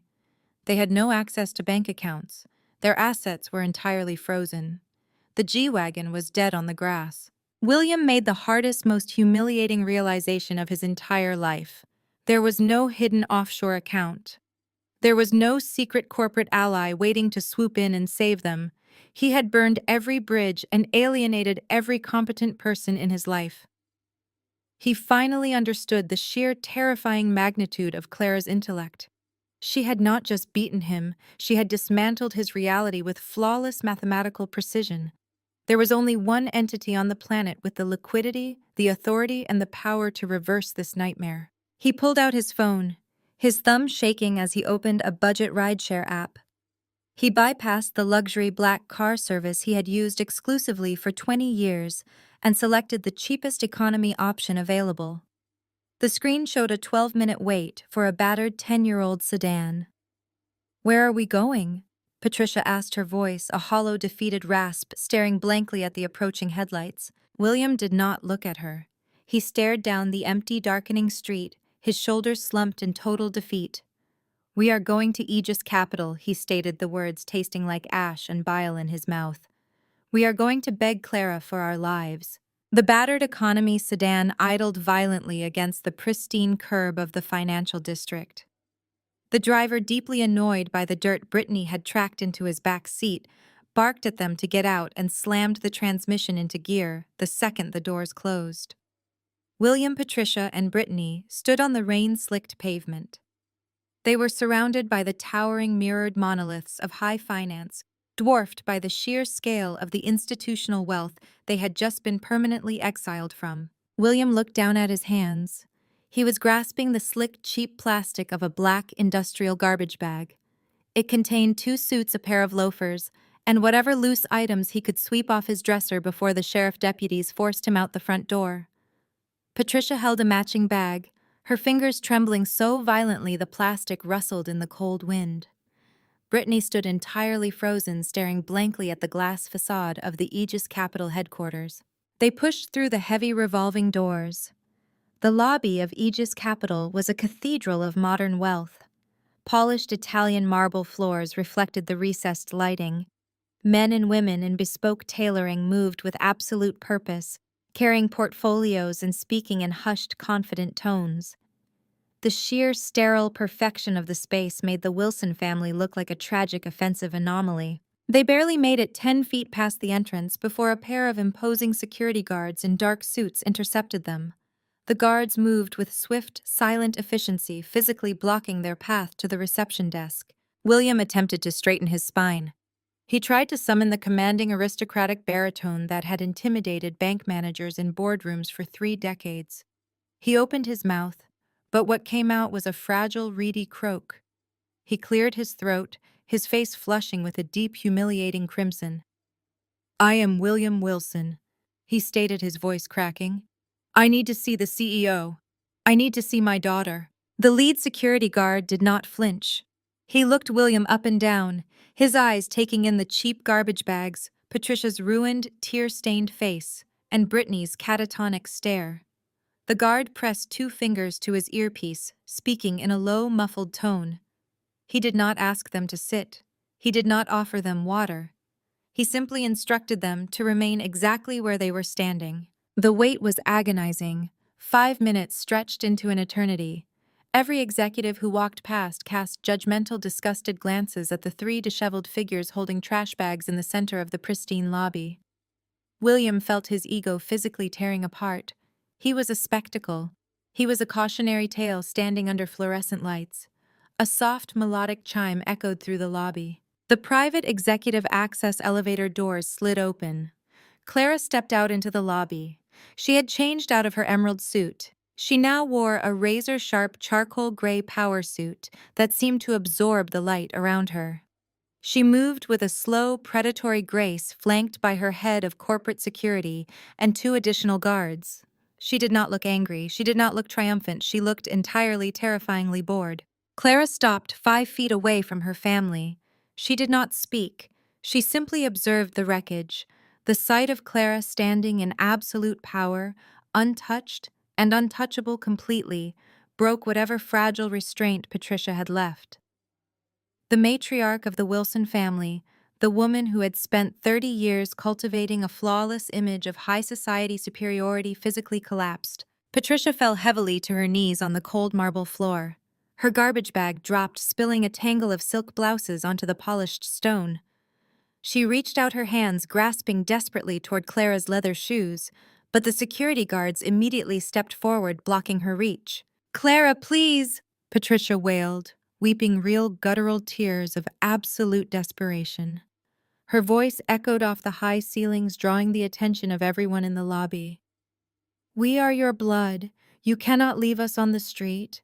We have nothing left." Clara looked down at her mother kneeling in the spilled laundry. She did not instruct the guards to step back. She did not offer a hand to help Patricia up. The silence in the lobby grew deafening, broken only by Patricia's wretched, gasping sobs. Clara tilted her head slightly. Her voice cut through the large room with absolute glacial clarity. "Do you remember the night you changed the locks on the house, Mother?" Clara asked. Patricia froze her breath, hitching in her chest.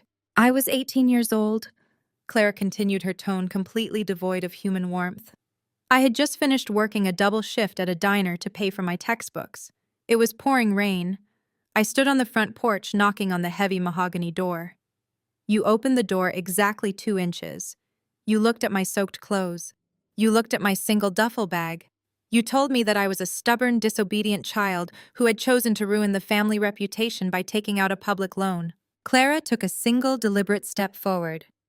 "Do you remember the exact words you used before you slammed the deadbolt shut in my face?" Clara asked. "You looked me directly in the eyes and said failures do not belong in this house." Patricia clamped her hands over her mouth, choking on her own tears. Brittany stood entirely paralyzed, her mouth hanging open in mute horror as she realized there was absolutely no mercy to be found. William dropped his garbage bag. The heavy plastic hit the marble with a dull thud. His shoulders collapsed forward. The proud, tyrannical patriarch was completely gone, replaced by a hollow, broken old man. He stepped toward his daughter, stripping away the very last atom of his pride. "Clara, please," William begged, his voice a pathetic, trembling whisper. "The bank froze everything. The credit cards are locked. We have no cash. We just need enough for a room. Just a cheap motel for the night. A few $100s. Please, just give us something to survive the night." Clara stared at the broken man in front of her. She reached her hand smoothly into the inner pocket of her tailored charcoal blazer. She withdrew a single crumpled $100 bill. It was the exact same bill William had shoved into her chest during the disastrous engagement party. The same bill he had used to treat her like a hired servant in front of hundreds of elite guests. She held it loosely between her index and middle finger. Clara extended her arm. She opened her fingers. The crumpled bill fluttered down through the cold air, landing on the polished marble floor directly at William's feet. "Go wait in the parking lot," Clara stated. She turned her back on her family forever. She walked away, her heels clicking sharply against the stone, and stepped back into the executive elevator without a single backward glance. 6 months passed, with the ruthless, unstoppable momentum of a shifting tectonic plate. The financial world watched in absolute awe as Omni Health Analytics executed its global launch. With the unlimited institutional backing of Aegis Capital, Terrence scaled his healthcare tech startup from a promising domestic enterprise into an international juggernaut. His proprietary algorithms were integrated into hospital networks across 3 continents, streamlining patient care, predicting critical medical events, and definitively saving thousands of lives within the first quarter alone. Financial networks dedicated hours of coverage to the explosive success of the venture. Terrence graced the covers of major business magazines, lauded as a visionary who had fundamentally disrupted the modern healthcare industry. He had built an impenetrable fortress around his life's work, completely insulated from the toxic greed that had once threatened to consume him. Terrence was thriving, wealthy, and permanently free of the parasitic attachment of the Wilson family. High above the bustling streets of Manhattan, Clara sat behind the massive slab of polished obsidian that served as her desk. Her penthouse office at Aegis Capital offered a breathtaking panoramic view of the city skyline. It was a physical manifestation of her total victory.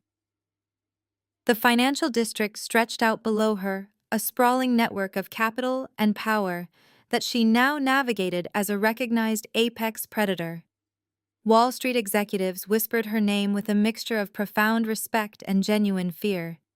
She had proven that she possessed not only the intellect to build an empire, but the ruthless precision to dismantle anyone who attempted to stand in her way.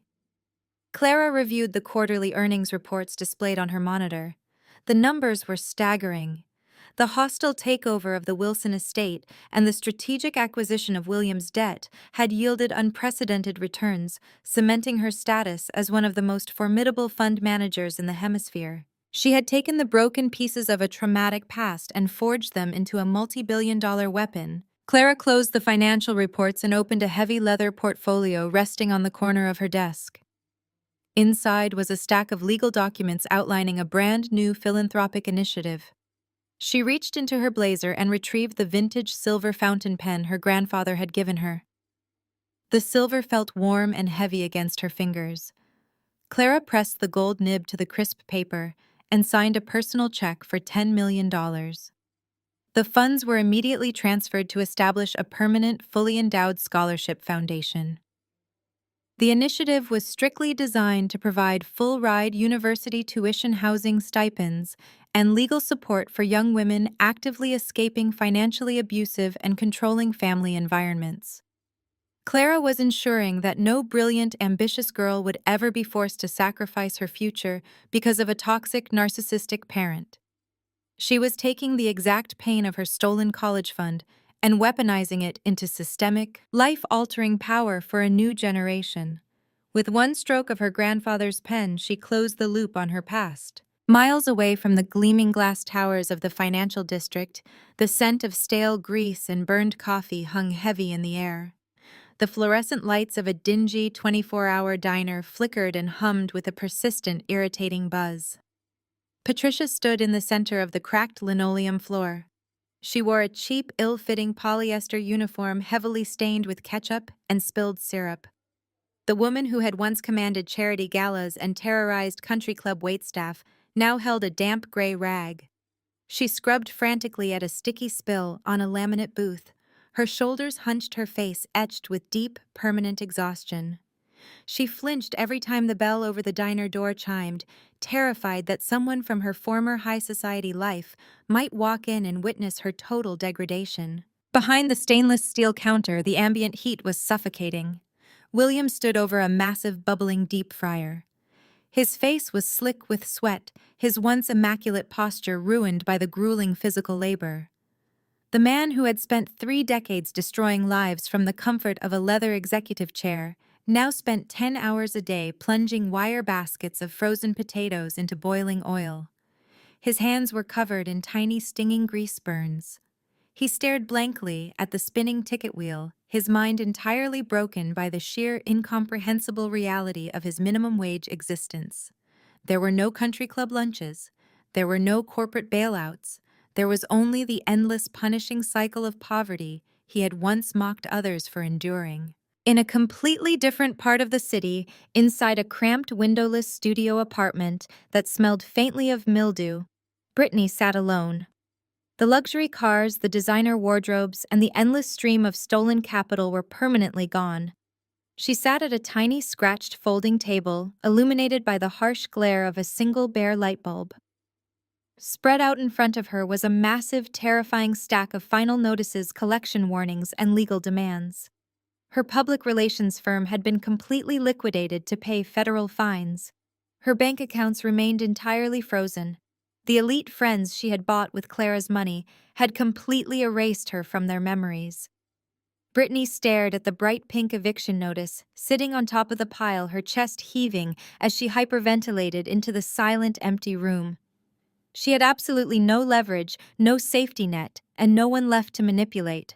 Back in the penthouse, Clara stood up and walked slowly toward the floor-to-ceiling windows. The city lights began to ignite as dusk settled over the skyline, casting a golden, triumphant glow across the glass. She looked down at the empire she had conquered and the empire she was actively building. The Wilson family had spent 20 years trying to burn her to the ground.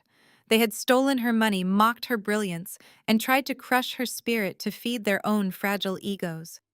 Clara watched the reflection of her own calm, unbreakable gaze in the window pane. She did not just survive their fire, she had become the inferno.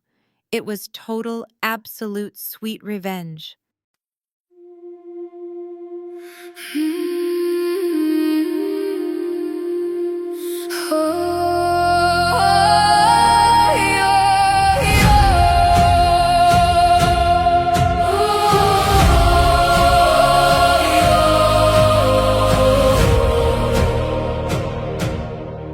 I used to ride upon your shoulders, thinking you could touch the sky.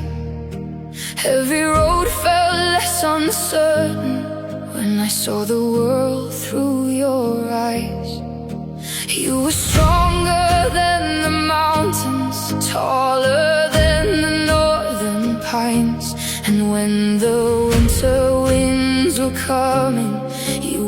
between them and I. Time kept moving like the river. Years slipped slowly out to sea.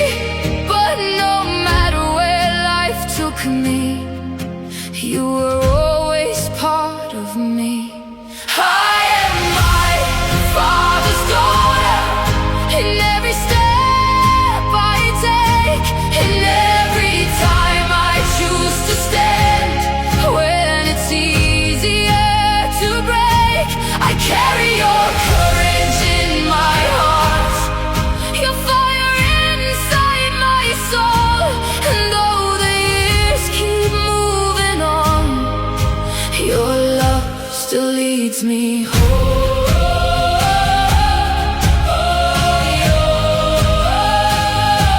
You taught me strength is not in power, but in kindness when it's hard. You taught me how to keep on going when the road grows cold and dark.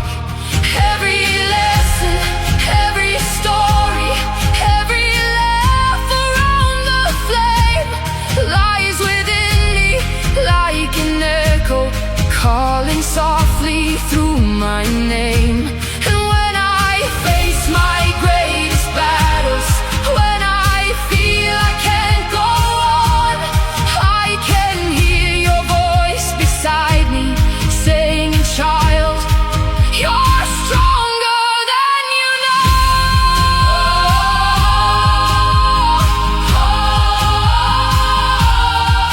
I am my Father's daughter. In every step I take, in every time I choose to stand. When it's easier to break, I carry your courage in my heart, your fire inside my soul. And though the years keep moving on, your love still leads me home.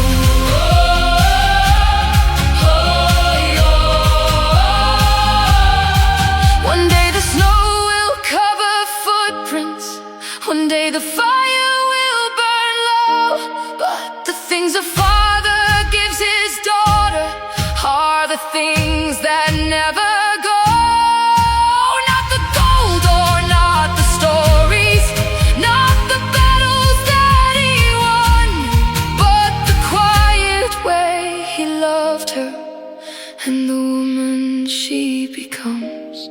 I am my Father's daughter, and I always will remain. Through every triumph, every